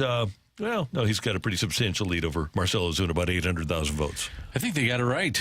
I like that group that has a chance to go to the Midsummer Classic. I think those are good choices. Yeah, I think so. For whatever reason, baseball fans are doing it better than they used to do in terms of voting for the All-Star team. Online voting, maybe more... It's not just going to the ballot box at the ballpark. You can online vote, maybe more educated guesses as you research some of the players. I don't think they even do it at the ballpark anymore. I don't think they do either. It's only online. No. Can you do it multiple times, too, I believe? Every time, infinite times, if you want. You can have that hanging Chad, and that could have an change issue. things. Yeah. By the way, in the American League first base, Ryan Mountcastle leading the way by a slim margin over Vladimir Guerrero. Second base, Jose Altuve over Marcus Semien of the Rangers by about 300,000 votes. Third base, Jose Ramirez of the Guardians is going to be their third baseman. Shortstop, Gunnar Henderson of the Orioles. He will win the voting there over Bobby Witt of the Royals. And then the outfield is Aaron Judge, Juan Soto, Kyle Tucker with Stephen Kwan of the Guardians in fourth place. So the All-Star voting is underway. Get your votes in and vote for your favorite Cardinal. That's exciting. Get somebody into the top 5, okay? Who should we be pushing for? No. Mason Wynn? Are you going to go vote for him? No. Nope. Not me either. No. So I hope... There's just too many good young shortstops right now in the league. He's having a great year. I think he'll be in the conversation for Rookie of the Year, but in terms of an All-Star, I don't know about that. Some other things that are happening in Major League Baseball. The Phillies, as we mentioned during the fight, turning a 1-3-5 triple play last night. 1-3-5, and as Matthew said, it hasn't been done in 95 years. 95 years. All right. Yeah. Brooke, what do you got? So for me, this is a story that I found really interesting that Jason Stark has on The Athletic right now. And the title of it is... Major League Baseball offense is nearing all-time lows. Hitters have theories. Pitching is out of control. We've talked about this a lot, but Jason Stark really worked on putting together the numbers. So fewer hits this year, fewer runs, fewer home runs, fewer doubles. The fewest doubles in a season since just before the 1993 expansion. So that's 2 expansions ago. The fewest homers since 2015. And obviously there's a huge difference there. And the fewest hits per game in a full season since 1968. And I thought this was really interesting to another staggering stat. Only 25 hitters in the sport are on pace to hit 30 home runs. As recently as 2019, there were 58 of them. Now, of course, the season's not done yet. This is a somewhat small sample size. What do you think is the big difference here? I'd say specialization of bullpens and max effort guys. I just think that it's hard to hit. It is harder to hit now than it's ever been in the game. Mm-hmm. And I truly believe that. And that leads me to my storyline here is Stephen Kwan, who is 11 plate appearances short of qualifying for the batting title. He's hitting .389. He doesn't strike out. He plays for the Cleveland Guardians. They're 50-26. They're 8 games up right now in their division. And Stephen Kwan hitting .389. You talk about an anomaly right now in baseball. That would be it for me. Yeah, and he was a guy, got off to a great start in his career, had a terrible year last year, and now he's bounced back in great fashion. And that team, with Terry Francona retiring and Stephen Vogt getting their managerial job, they've done a fantastic job. Cleveland might be, we talk all the time about Tampa. Cleveland might be the organization that does the best under a budget. And they're finding guys that Carlos Carrasco is in their rotation, Logan Allen, Tristan McKenzie. These are guys that aren't household names, but they're finding a way to win. And like I said, 8 games up in the American League Central. That's pretty amazing. It is. Yep. By the way, Brooke, going back to your note about how many players on pace to hit 30 home runs? It is 25 currently right now. Back in 1999, Maglio Ordonez hit 30, and he was 45th. Right. I remember because Tatis had a ridiculous year for the Cardinals, and what he hit, 34? And let me go to Fernando. I thought he had 34 that year. Yeah, there he is. And he was in 31st place with 34 home runs. Let's see. 618 agreed with the pitching, but hitters trying to hit home runs on every swing is the other problem. Man, especially with runners on base last night. That was something last night watching Atlanta, because that's a pretty fundamentally sound team. And one-run game, 9th inning, runner on, and they're swinging as hard as they can against Helsley, where all you have to do is let him supply the power. I just think it's become launch angle and home runs and power defines the game. It's just a different era of the game. Yeah. And you better get used to it because this is the way it's played, whether you like it or not. Yeah. Last week we were watching all those highlights. That Willie Mays had a good launch angle, didn't he? Just the way the game's played now. I know. It is. So you got to either jump on board or just say, well, I don't like it. You know what you could do is... What would happen if you could convince players to play like there's only one Willie Mays? So let's do this. To play like the 1985 Cardinals did, where you get the bat on the ball, you don't strike out a bunch, you let the pitchers. We were talking about how crazy pitching is. Let the pitchers supply the power and see what happens. I don't know if you can get bat to ball the way that, because of pitching and how hard guys are throwing with the movement that they have, I don't know if you could do that. At least though, don't swing for the fences every time you're swinging now that's the bat. legitimate, yeah. Or you could bunt. Yeah. Find guys that could bunt. I don't know if you can find guys that can bunt. I don't know. Yeah. I would just be intrigued to see what would happen if you just tried to hit line drives. Albert says he never tried to hit home runs. Yeah. You just wanted to hit line drives. You did okay. It's 703. Yeah, I would say so. I think it worked out for him. Huh? Yeah. He did say, what was it? The Cubs game? The last home game against the Cubs where he did try to hit the home run, right? That was a pinch hit appearance. Yeah. Yep. And he was trying to hit it out of the ballpark. It's his final appearance against the Cubs. Yeah. So do you think it's more of just that there's power hitters now, or people who are trying to be power hitters rather than contact hitters? I think that's totally it. I think it's the individualized instruction that's happening when kids are kids. And rather than having people to try to just be good all-around hitters, it's Nolan Gorman looks to me like a guy who's trying to hit a home run every time he swings the bat. And I don't know if there's any bat to ball there or not, or if people are just accidentally hitting his bat and it's going out of the ballpark when he does it. You going to get signed if you're bunting? No. As a kid? Yeah. I mean, this is how you're taught. This is part of the game. There are analytics to explain why they want to do this, and the game is gap to gap and home runs. But I wonder if if a franchise does find like Luis Ariz isn't going to hit home runs, right? Find some more guys like that. I just don't know if they exist anymore. There's not many. There's not many. I mean, I'd love to find them too. Yeah. I'd plug them right in my lineup. I just don't know if they exist. Here's where they exist. Where don't they have all that individualized instruction and all the analytics? Latin America. Learn how to hit. Yep. But even when they get here, they're taught to do it this way. That's why you have to, when you sign them in your academy and you get them in your system, you need to say, okay, this is the way we play ball. Latin American kids, though, are signed at 16. Right, exactly. That's part of it. Form them. But I think to your point, too, about what people are looking for, what gets the money now? players are going to follow the money. And if everybody's wanting a power hitter, if those are the guys who are getting the big paydays, then that's what you're going to try to be. But I think my point is I think you can win by not trying to hit home runs all the time. Yeah. I don't think you can anymore. I really don't. So, because I think even if you just make contact here, the ball's going to leave the ballpark. I just I don't see it. Just the way the game is played, the numbers bear it out. You better be able to hit home runs, and the numbers show it. When you hit 2 or more home runs, majority of the time, like 65 to 70% of the games, you win. Mm-hmm. It's just the way the game's played. And I'm not saying don't hit home runs. I'm saying you don't need to swing for the fences every time. Because I think that if you get your bat on the ball, the way the ball is, the way the pitching is, I think you're going to hit home runs. I just think if you make contact. It's so hard to hit right now. It's incredible. I don't know how these guys get bat to ball half the time. Yeah, there is no doubt that it's really, really difficult. Just move the mound back. No, thanks. we talked That's about an that idea. one. No, we don't need that one. Isn't that the beauty, though? The dimensions over the years haven't changed. Right. And that's why the records stay the way they are. You can talk about the fences changing and how far they go back or they come in, but 60 feet, 6 inches has never changed. That's kind of the beauty of it. From the 618, what are you talking about? They don't have guys who don't hit home runs. Have you seen the Cardinals lineup? Now, to that texter's point, who have we been talking about all morning? We've been talking about Burleson. Now, he has power, but we talked about Donovan, other guys. You can win in other ways. It's just it feels like now overall in the league, there's such an emphasis on that power. There is. Yeah, and that is a product of analytics. It's kind of like the three-point shot in basketball. People think that, okay, that's the only way to win rather than that's a way to win. Now, if you're going to tell me who's the most entertaining to watch, give me a bat-to-ball guy. Give me Stephen Kwan. Give me Luis Ariz. I love watching those guys hit. I just don't. There's only a handful in the league that do it. Yeah, it's really hard. You're right. It's really hard to hit.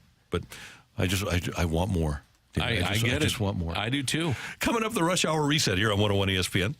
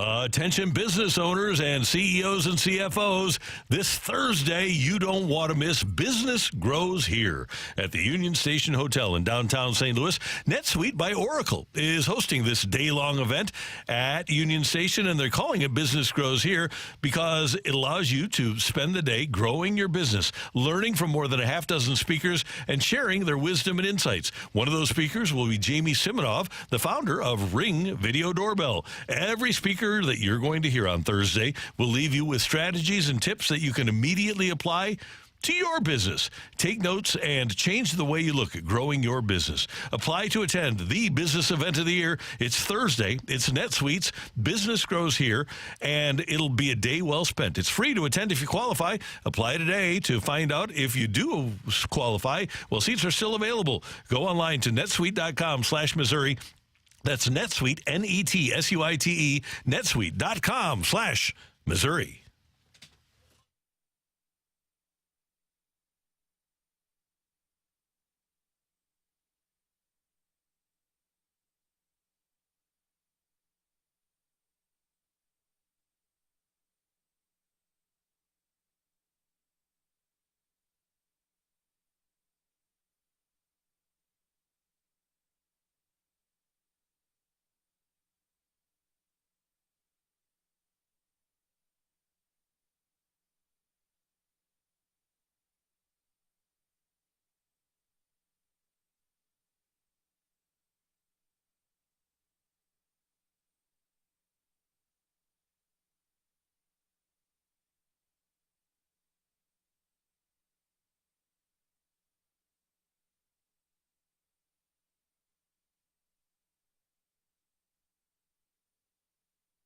Biggest sports stories of the day on the opening drive with a Rush Hour Reset.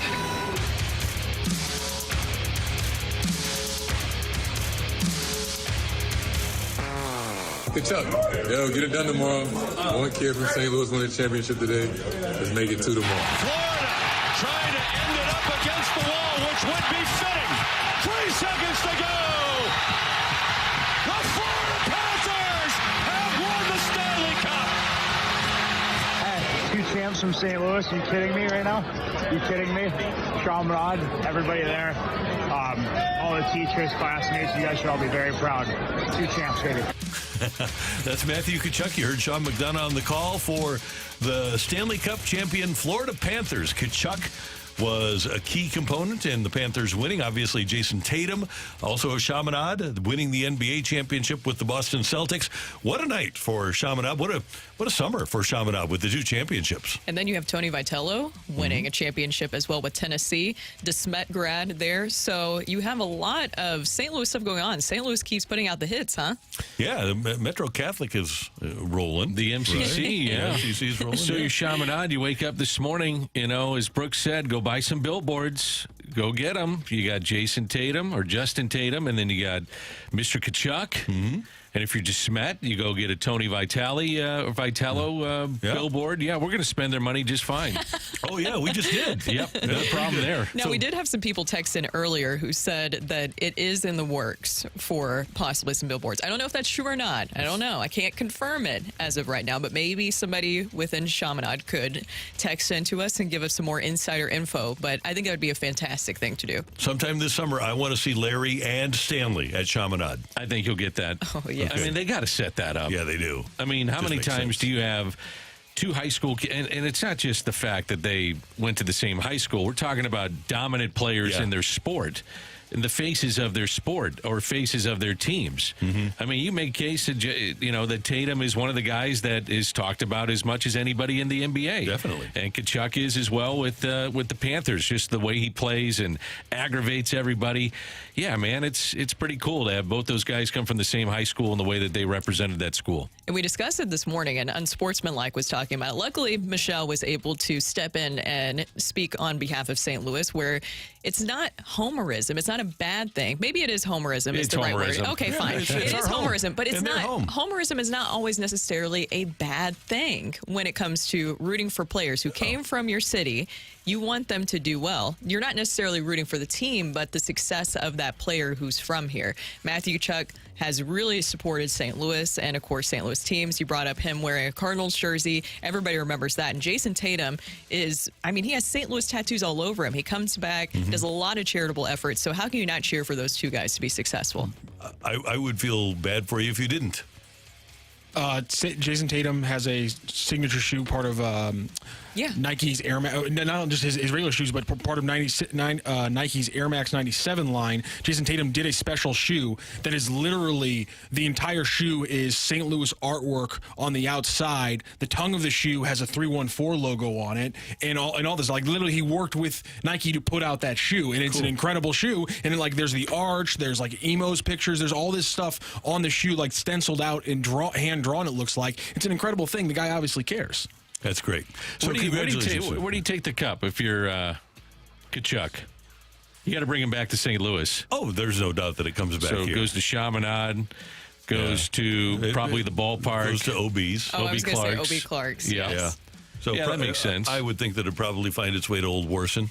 Yeah, that's another one. Yeah. So, it'll make its way around. How about, would you guys like to be the guy that's your job your entire life to have the cup? I can't remember the dude's name. It's Harry from Dumb and Dumber. It looks like it. Yeah. He's got the gloves from each run. Harry Dunn. Did you see that? Phil. That's it. Phil. Oh, I know who you're talking. I can't remember his name, but he does have a very specific look. To your point, Randy, Yeah. He's very recognizable. Yeah, Jeff Bridges. It's a little bit of the Jeff Bridges look. That's for sure. Yeah. Also, the Stanley Cup.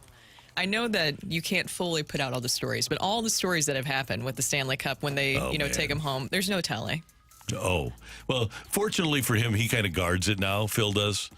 Because he's with it at every single moment. Yeah, right. Because it's been around.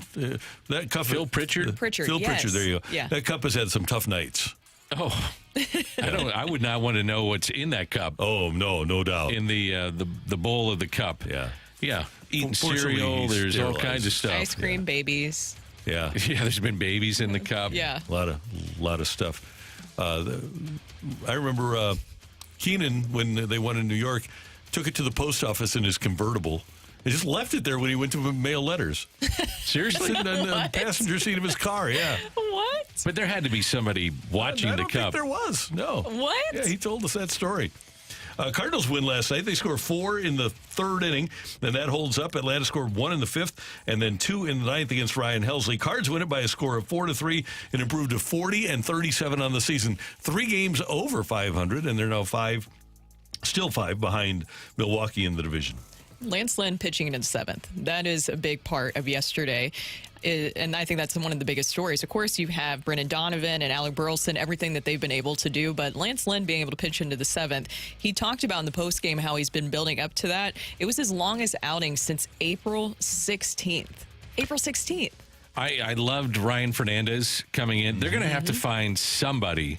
And I don't know if it's Fernandez or outside the organization, but they're going to have to find somebody to help them bridge the gap to get to Romero, Kittredge, Helsley. And maybe that's the guy. Maybe maybe you can lean on him a little bit more than what they've done in the future, or do that. They hadn't leaned on him all that much in the past, but looking at the future, they start to do that.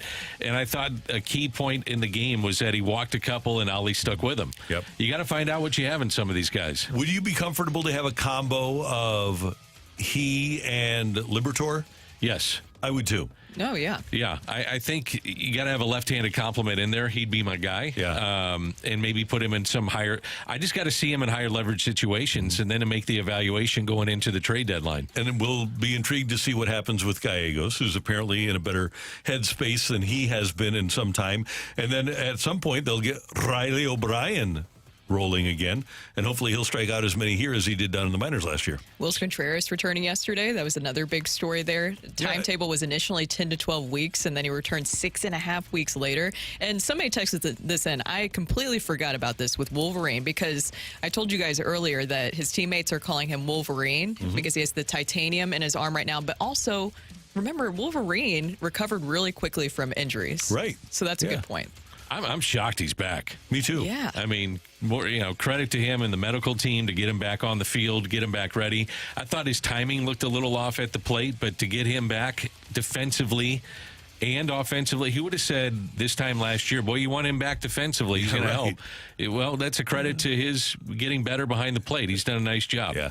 And I remember when I had plates in my wrists, I had to have special cards to go through TSA. So I wonder if he has a special card with the was it titanium in his forearm? Because I would think that he'll set off the alarm when he goes through TSA. you guys talking about that stuff with the finals ending, or the final ending, I should say. It makes me just wonder, what's the craziest injury we're about to hear about from the Stanley Cup team? Because every year, the week after the Stanley Cup, there's like a cavalcade of injuries. And I think it was after the Blues Boston one. It was like, I think Brad Marchand had to have like hip surgery, and you were like, how the hell are you playing when you have to have hip surgery? Is there any doubt it's the hardest to win? Yes. No doubt. No doubt. In my mind, it's the hardest to win. I'm going to go with somebody played with a ruptured spleen. That's my guess. I'm going to go with somebody played with a ruptured spleen. Oh, this isn't the Golden Knights. Oh, okay. I'm just saying, we don't want to go down that road anymore. No. There's your Rush Hour Reset here on 101 ESPN. Coming up, speaking of hockey, in the shadows of last night's Game 7 in the NHL, a trade was made, and we're going to talk about that, a big one. It was next on 101 ESPN.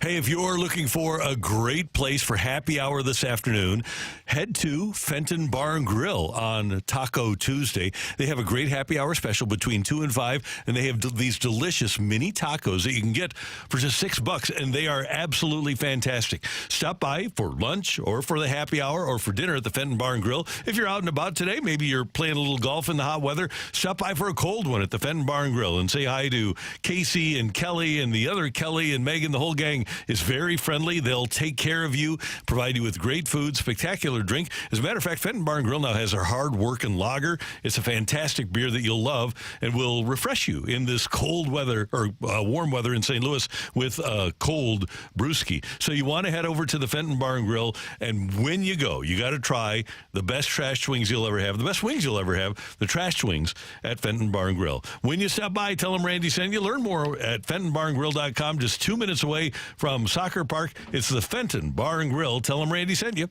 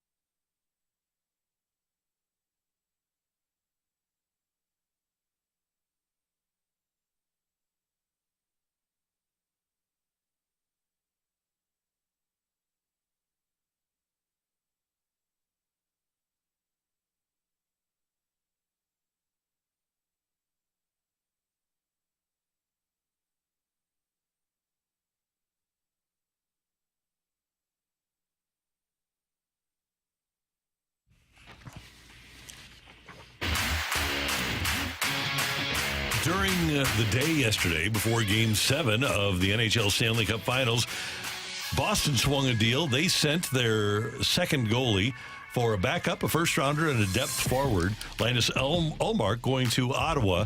And you look at that return, and you wonder, would the Blues consider trading Jordan Binnington or Joel Hofer? I don't know that they would. I would be very surprised if the Blues would move one of their goalies. Joel who? Hofer. So my phone says in capitals Hofer. So I'm assuming that he's going to the Hall of Fame. You're texting in Hall of Famer a lot. That's what that is. It's funny because we were talking about during the break. My phone does the exact same thing too, so I know what you're talking about. I can't see it happening personally, just because if you are in a competitive rebuild, I don't see why you would move Binnington currently. Now, would he, of course, be something a lot of teams are looking for? Yes. Could you get something in return for that? Of course. But I don't think that would be the move that is made this offseason for the Blues.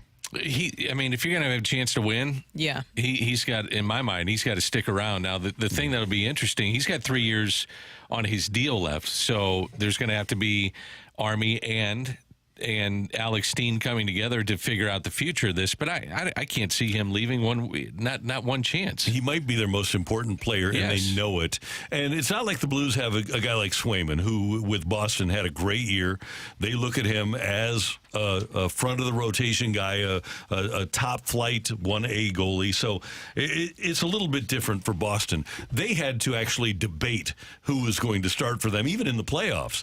And Swayman played a lot for them in the playoffs. So trading Ullmark would not present as many questions as trading either Binnington or Hofer would for the Blues. Because if the Blues trade Binnington, is Hofer ready to be a number one? Nobody knows. I think they know in Boston about Swayman. And if you trade Hofer, who's your backup? I don't know. That's the question. I have no clue right now for the Blues who the backup is. And maybe I should know right off the top of my head, but I can't even think about who the backup is, who the other backup is, I guess I should say. Don't you have to ask yourself the question, though, how close are we? And if you're the Blues, you say, how close are we? Mm-hmm. And they were pretty close this last year. A big reason why was because of Jordan Binnington. And I'm not saying that you look at the game last night, they're nowhere close to those teams. They're just not. No. There's a lot of teams in the NHL that are nowhere close to those teams. But if you're close to getting in and getting into the playoffs, he's going to probably be the main reason why you do. That's exactly it. And if you don't have him, the main reason you don't get in is because you don't have goaltending. Because the one thing that can lift in a below-average team or an average team to being good and being a playoff team is great goaltending. Mm-hmm. So how old will Binnington be at the end of the deal? Probably He's 34? Yeah. Something like that? Yeah. So you build around him, or do you say, that's another question I would ask. Am I building around him knowing that I'm going to extend him? And they only know that answer, but that's something I'd have to ask the question with, too. And I think the Blues are in a unique situation because they don't want to miss the playoffs. They don't want to go into that deep rebuild. And you don't know. Again, Hofer might be fine. He might be a guy that could lead you to the playoffs, but you just don't know. You know that Jordan Binnington can win you a Stanley Cup. Mm-hmm. So if I'm the Blues, I wouldn't want to roll the dice on a guy like Hofer over the course of an 8-month season and say, okay, it's all yours. Lead us to the playoffs. Well, the other thing, too, is I got to convince my fan base that we're close. And if I keep him, I'm saying, hey, we have a shot. We're going to try to do this. We're going to try to get in.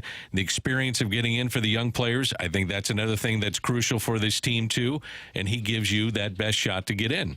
By the way, I was surprised that they made that deal yesterday on the heels, or at least in the right before they dropped the puck in Game 7. Yeah, right. Yeah. I was shocked that happened. Usually you wait till after all that, so it's very surprising that happened. By the way, the Boston Bruins did get a representative back up in Eunice Corpusalo, too. He's been around and done some good things in the past for several teams in the NHL. So it's not like they got Patrick Lalime in return. Do you want to see Joel Hofer be a number one? I do at some point, yeah. I do, too. I just don't see where I'd want to get it in the next year. That, and this is what 636 texts in. You sign a veteran backup goalie for $1.5 million and you let Hofer play 60 games. Blues aren't winning anything the next 2 years. Trade at a high value, and it's never going to be higher after this past season. And I would disagree. I think that the Blues do have a chance to get into the playoffs. And for them and this organization, that's winning. And at some point, you've got to make the playoffs to learn how to play in the playoffs. And that's where I'm going with this, is that he gives us, if you're the Blues, you're saying he gives us the best chance to get in, and that experience is invaluable with a young core of some of these young players that are starting to ascend with this team. Because if you don't have the goalie. Look what happened with Chicago. Even though they had Kane and Taves, they tried to bring in all those kids, and they lose Corey Crawford. And they're not the same. No, they didn't make the playoffs. And once you start missing the playoffs on a regular basis, like Buffalo has, or like Chicago has, like Anaheim has the last few years, all of a sudden it starts to spiral downward, and it's really a hard cellar to get out of. Do you think we've truly identified who Armstrong considers the core of this group during this offseason when he's looking at moves and what he's kind of working around? Thomas, I would say your three main guys. And core means guys that he's for sure not moving. Thomas, Parayko, Binnington. Kessel. I think they want to let him grow. Absolutely. Yeah. But in terms of... I'm talking about like guys you're not going to trade. They are going to move him, right? Yeah. But in terms of guys that they know that are capable of being stalwarts for a Stanley Cup team, they've evaluated those three that way. What would it say to your fan base if you traded Jordan Binnington? We give up? Yeah. That's what you'd basically be saying. That's definitely not a competitive rebuild. Yeah. It's not necessarily we give up. It's we have a lot of confidence in an unknown quantity in Joel Hofer. I think that they're trying to balance the youth movement plus keeping in some key pieces, older pieces, I guess I should say, more seasoned pieces with their team. Yeah. The other thing, too, is that if you get in, Binnington can win you a series. Yeah. He can steal one. Yeah. He's still upper... probably third of goaltenders in the league, and we saw that this year. He kept them in the playoff race at times, so that's why there's no way I would move him. By the way, going back to Boston, their two goalies, Swayman last year, 25, 10, and 8. Ullmark, 22, 10, and 7. Swayman, 2.53 goals against. Ullmark, 2.58. 916 save percentage for Swayman, 915 for Ullmark. So they're basically the same guy, although I think Ullmark is closer to free agency. He's 30 years old and is closer to free agency than Swayman is.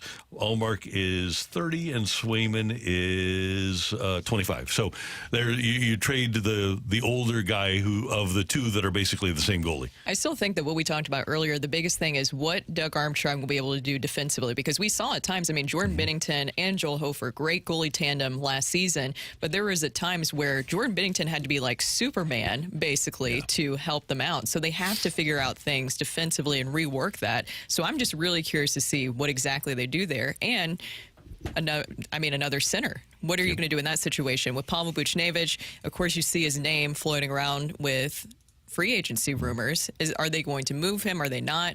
What's going to happen there? Yeah, we'll learn more hopefully over the weekend. The NHL draft is Friday night in Vegas at the Sphere, and it's a 2-day event, Friday and Saturday. That's amazing. Friday is the Stanley Cup. Or last night was Stanley Cup, and you got the draft this weekend. Amazing. Yeah. That's Dan. That's Brooke. I'm Randy. Coming up here on 101 ESPN, how big of a regret is it for Mizzou that they didn't get the guy who really wanted their baseball head coaching job, Tony Vitello? That's next on 101 ESPN.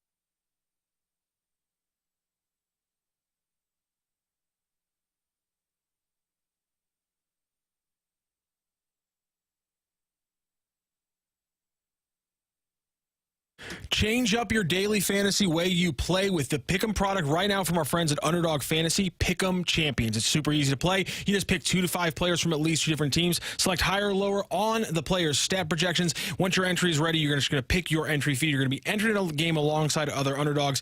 Don't worry about the complicated part because as long as you hit your entry, you're walking away with your winnings. Let's build one tonight for the Cardinals game. I think it's going to be a low-scoring game again. We're going to go Kyle Gibson and Ronaldo Lopez, both starters today, going higher than 16.5 pitching out. So can they go 5 2/3 based on their last few games? I think both of them can. And for the third one to take it up a little bit more, we're going to go with Brendan Donovan higher than 1.5 hits, runs, and RBI. That's our scorcher, so it's going to move us up to about 7x of our original play. So Kyle Gibson, Ronaldo Lopez, both higher than 16.5 pitching outs, and then Brendan Donovan, our scorcher play, higher than 1.5 hits, runs, and RBIs. Underdog Fantasy is super easy to play and even easier to get started. You can go to their easy-to-use mobile app or underdogfantasy.com, sign up with promo code ROCC. Underdog will give you a mystery special pick to use on your first pick'em entry and a deposit offer. In fact, you can add that mystery special pick to the entry we just built for the Cardinals game today. That's Underdog Fantasy, promo code ROCC to claim your new customer special of a mystery player pick and your deposit offer. Must be 18 plus and present at a state where Underdog Fantasy operates. Terms apply. Concern with your play call. When you're a gambler, visit www.ncpgambling.org.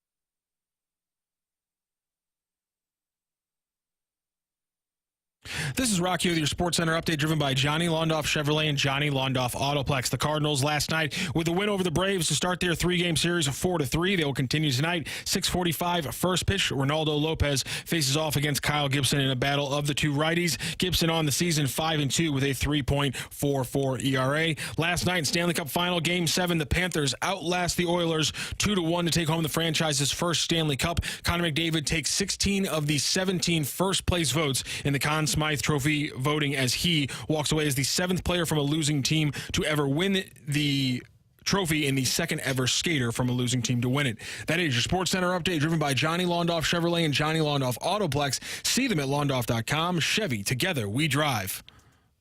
Are you kidding me?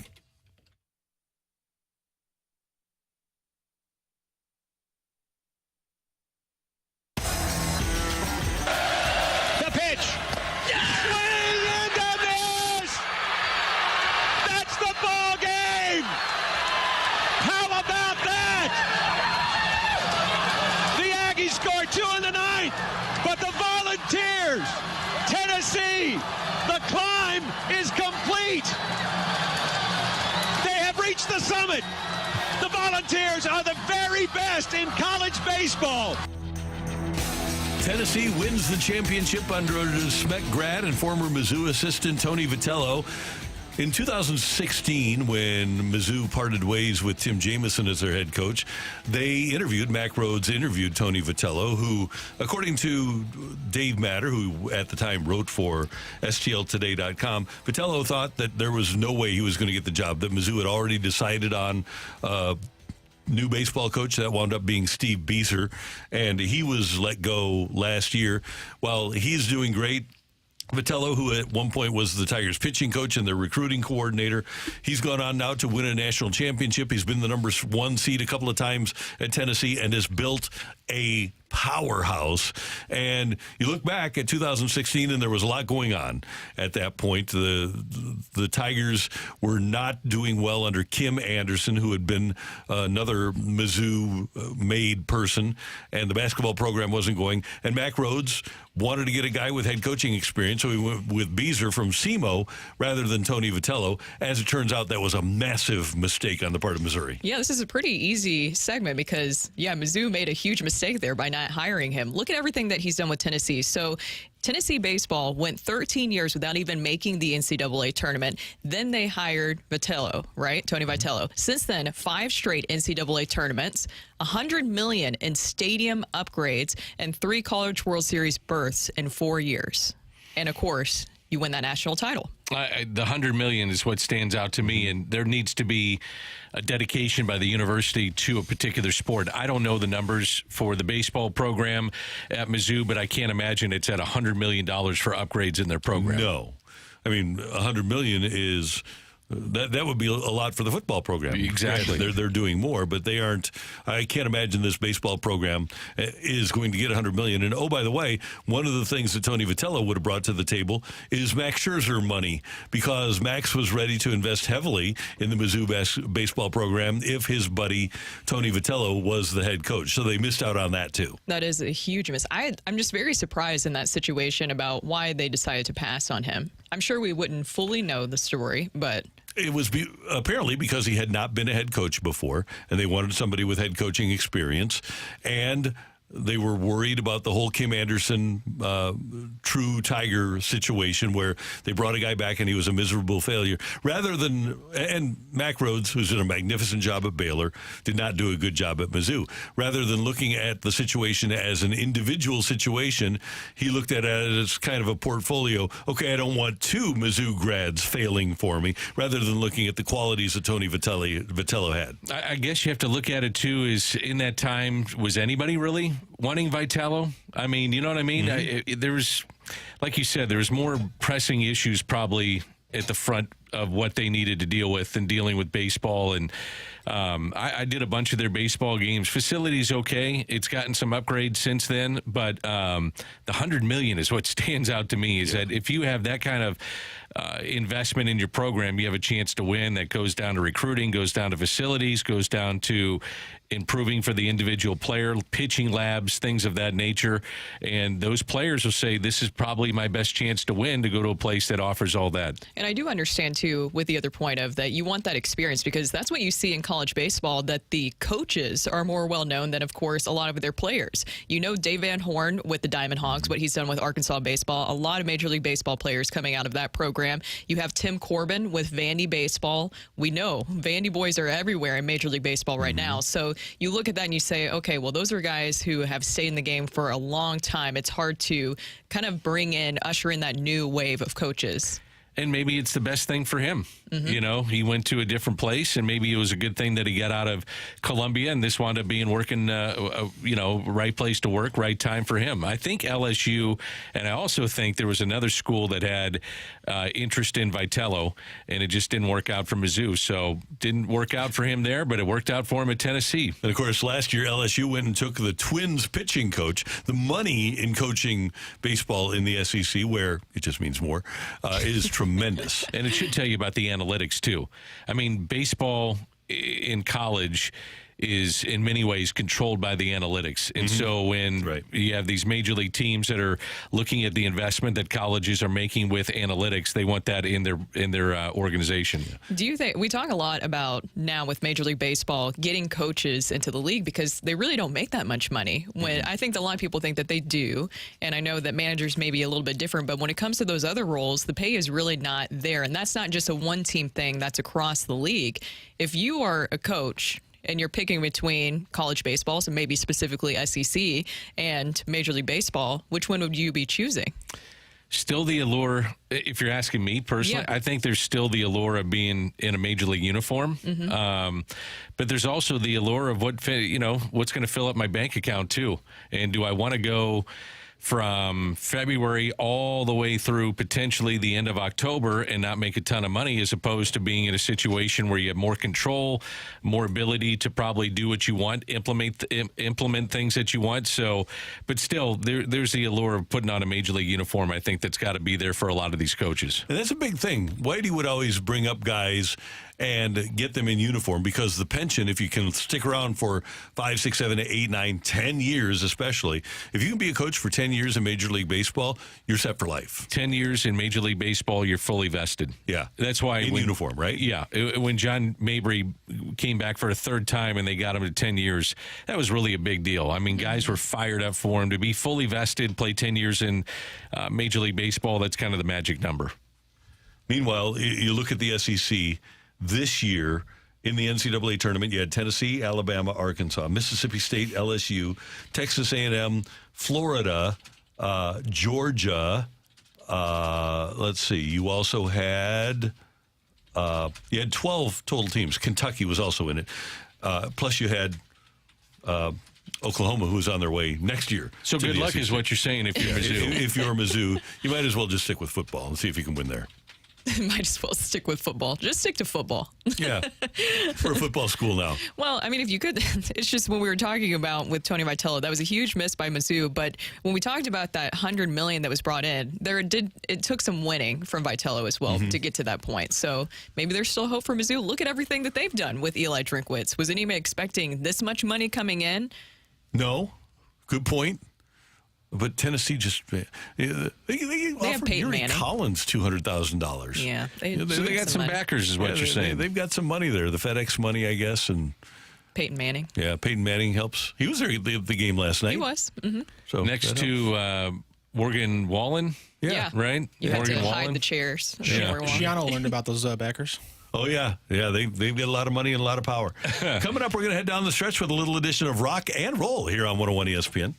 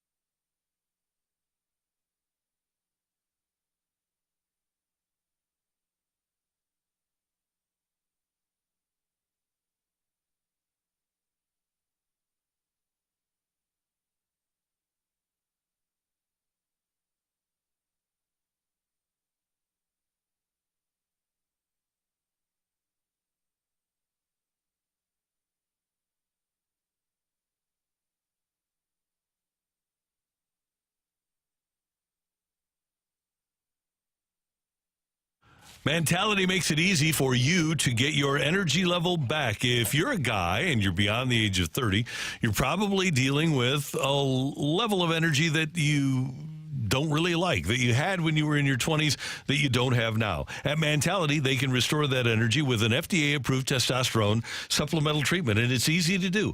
All you need to do is go to lowtusa.com and book an appointment. Schedule a consultation with a provider so that they can learn about you and do a complete panel on your blood work, find out where your testosterone level is. To do so, all you need to do is go to lowtusa.com and set up an appointment at either their Chesterfield clinic or their South County clinic. And they will have a custom treatment plan for you that will allow you to get your testosterone level back to the normal levels from when you were in your 20s. Now, that level is a pretty wide level of normal, and they want to get it up to the upper level of normal for you. They do a fantastic job. They have wonderful nurses and wonderful doctors, and they're going to work with your insurance company to have as little out-of-pocket expense as possible. All you need to do is get started with Mentality at lowtusa.com.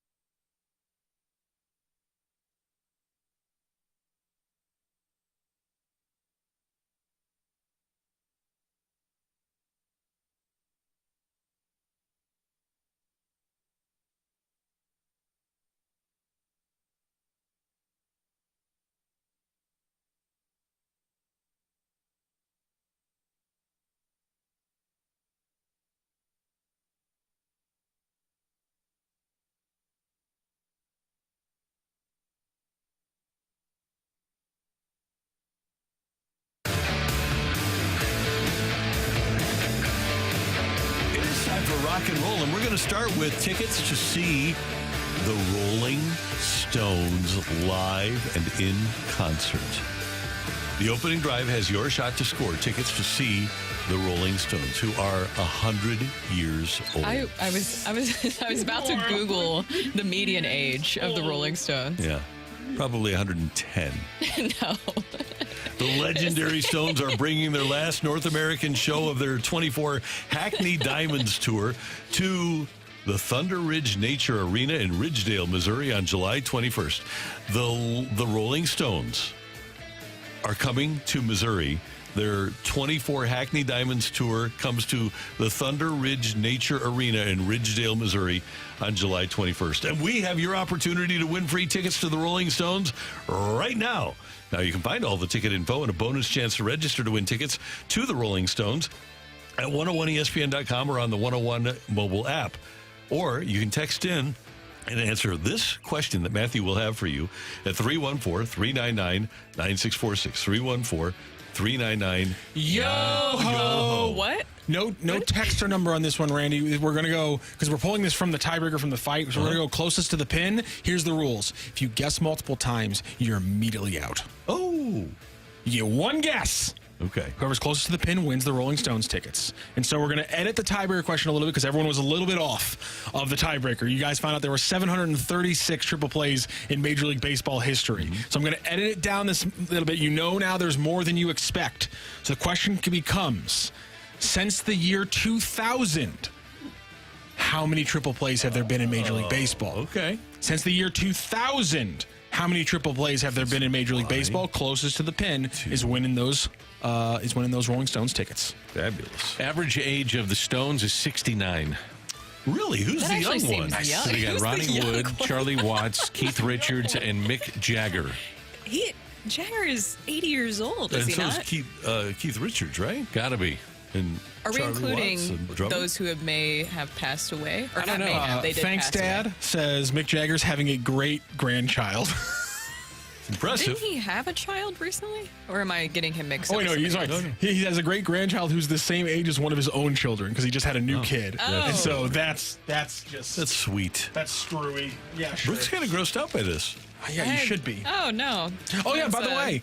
I mean, everybody's adults. so Speaking of fun things to be grossed out about, did you guys hear about Bill Belichick's new beau and the facts about her? What's the latest? Well, her previous ex-boyfriend Yeah. is late 60s. And he says she's in it all for the money. Really? I know, shocker. I didn't see that one coming.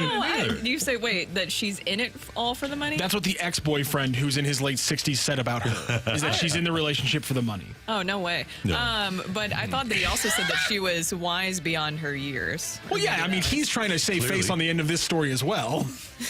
No, I'm not weird for dating somebody 4 years. I mean, she's wise beyond her years. Some people have types. Some people like blonde hair. Some people like brown hair. And then some people like people above the age of 60 when they're in their 20s, I guess. People like gray hair.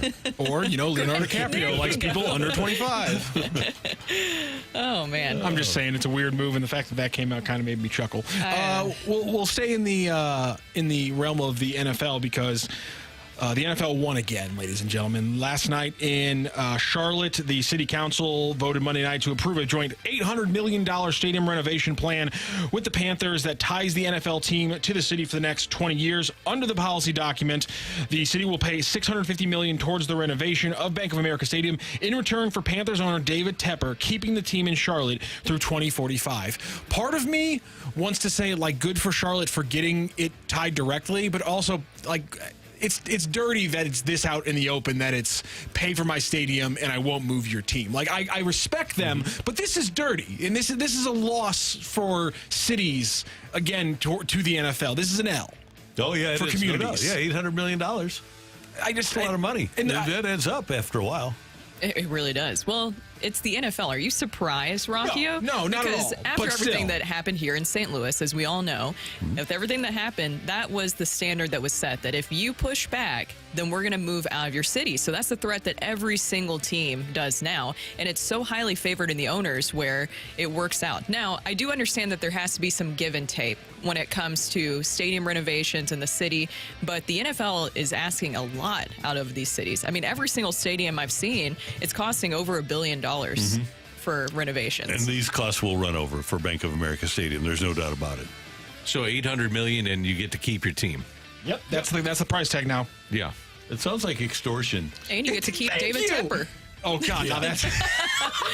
Who wants that? Yeah, you get to keep David Tepper, who gets very mad at local businesses. Drinks Did you and see people? that video? Yeah. Man, you are playing with fire, walking up to another adult and snatching the head, snatching their hat off their head. You are playing, the amount that person is going to immediately roar back and pop you directly in the face is 38%. You walk up to another human being and just take the hat off their head. Oh, that's a risky move from Mr. Tepper. It really is bad. Well, and here's the thing is that you are getting money, and then you were rude towards a local business just trying to do their job. I can't remember what they had exactly on their sign, but it really wasn't that bad. Their It was just kind sign of poking was, fun. let football people hire the new coach, not management. Okay. Or it was something to that effect. So, How many coaches has he been through? 3. You could get an NFL team, and the city and the county would have to put $1 billion towards upgrading the dome. Yes or no? You're on board or not? Can you rephrase that? Or not rephrase, restate that again? Yeah. So the city and the county, no state help. The city and the county agreed to pay $1 billion, and they'll have to go into debt to renovate the dome in downtown St. Louis to get it up to NFL standards. But you get an NFL team out of it. You do it. Are you on? They're doing it. Are you on board with it? Are you really happy about it if it happens? I would love to have an NFL team back here at St. Louis, but that's just me personally. No, you can't beat covering the NFL. I would do it. Yeah, I would too. It's if I have to pay an extra 10 cents every year or whatever. What I think the Kansas City, it was 3/8 of a cent per dollar or something like that. That's nothing. I would do it. You get to keep the NFL team, and then you got to think about what that means for your city too. Right. To be affiliated with the NFL, it's a big deal.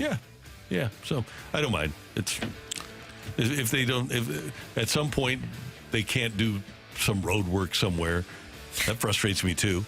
I'm fine with that. So I've got an SUV. I don't need to have the road work done as long as I have an NFL team.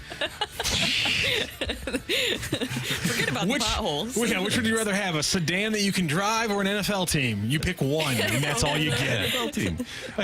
Also well-funded public schools. Thing is, I can always just go to autoloanpro.com and get the car. I can't go to autoloanpro.com. We don't have NFLteam.com that you can just go and click and easily get a new NFL team. This should be when you're leaving the Fenton Bar and Grill.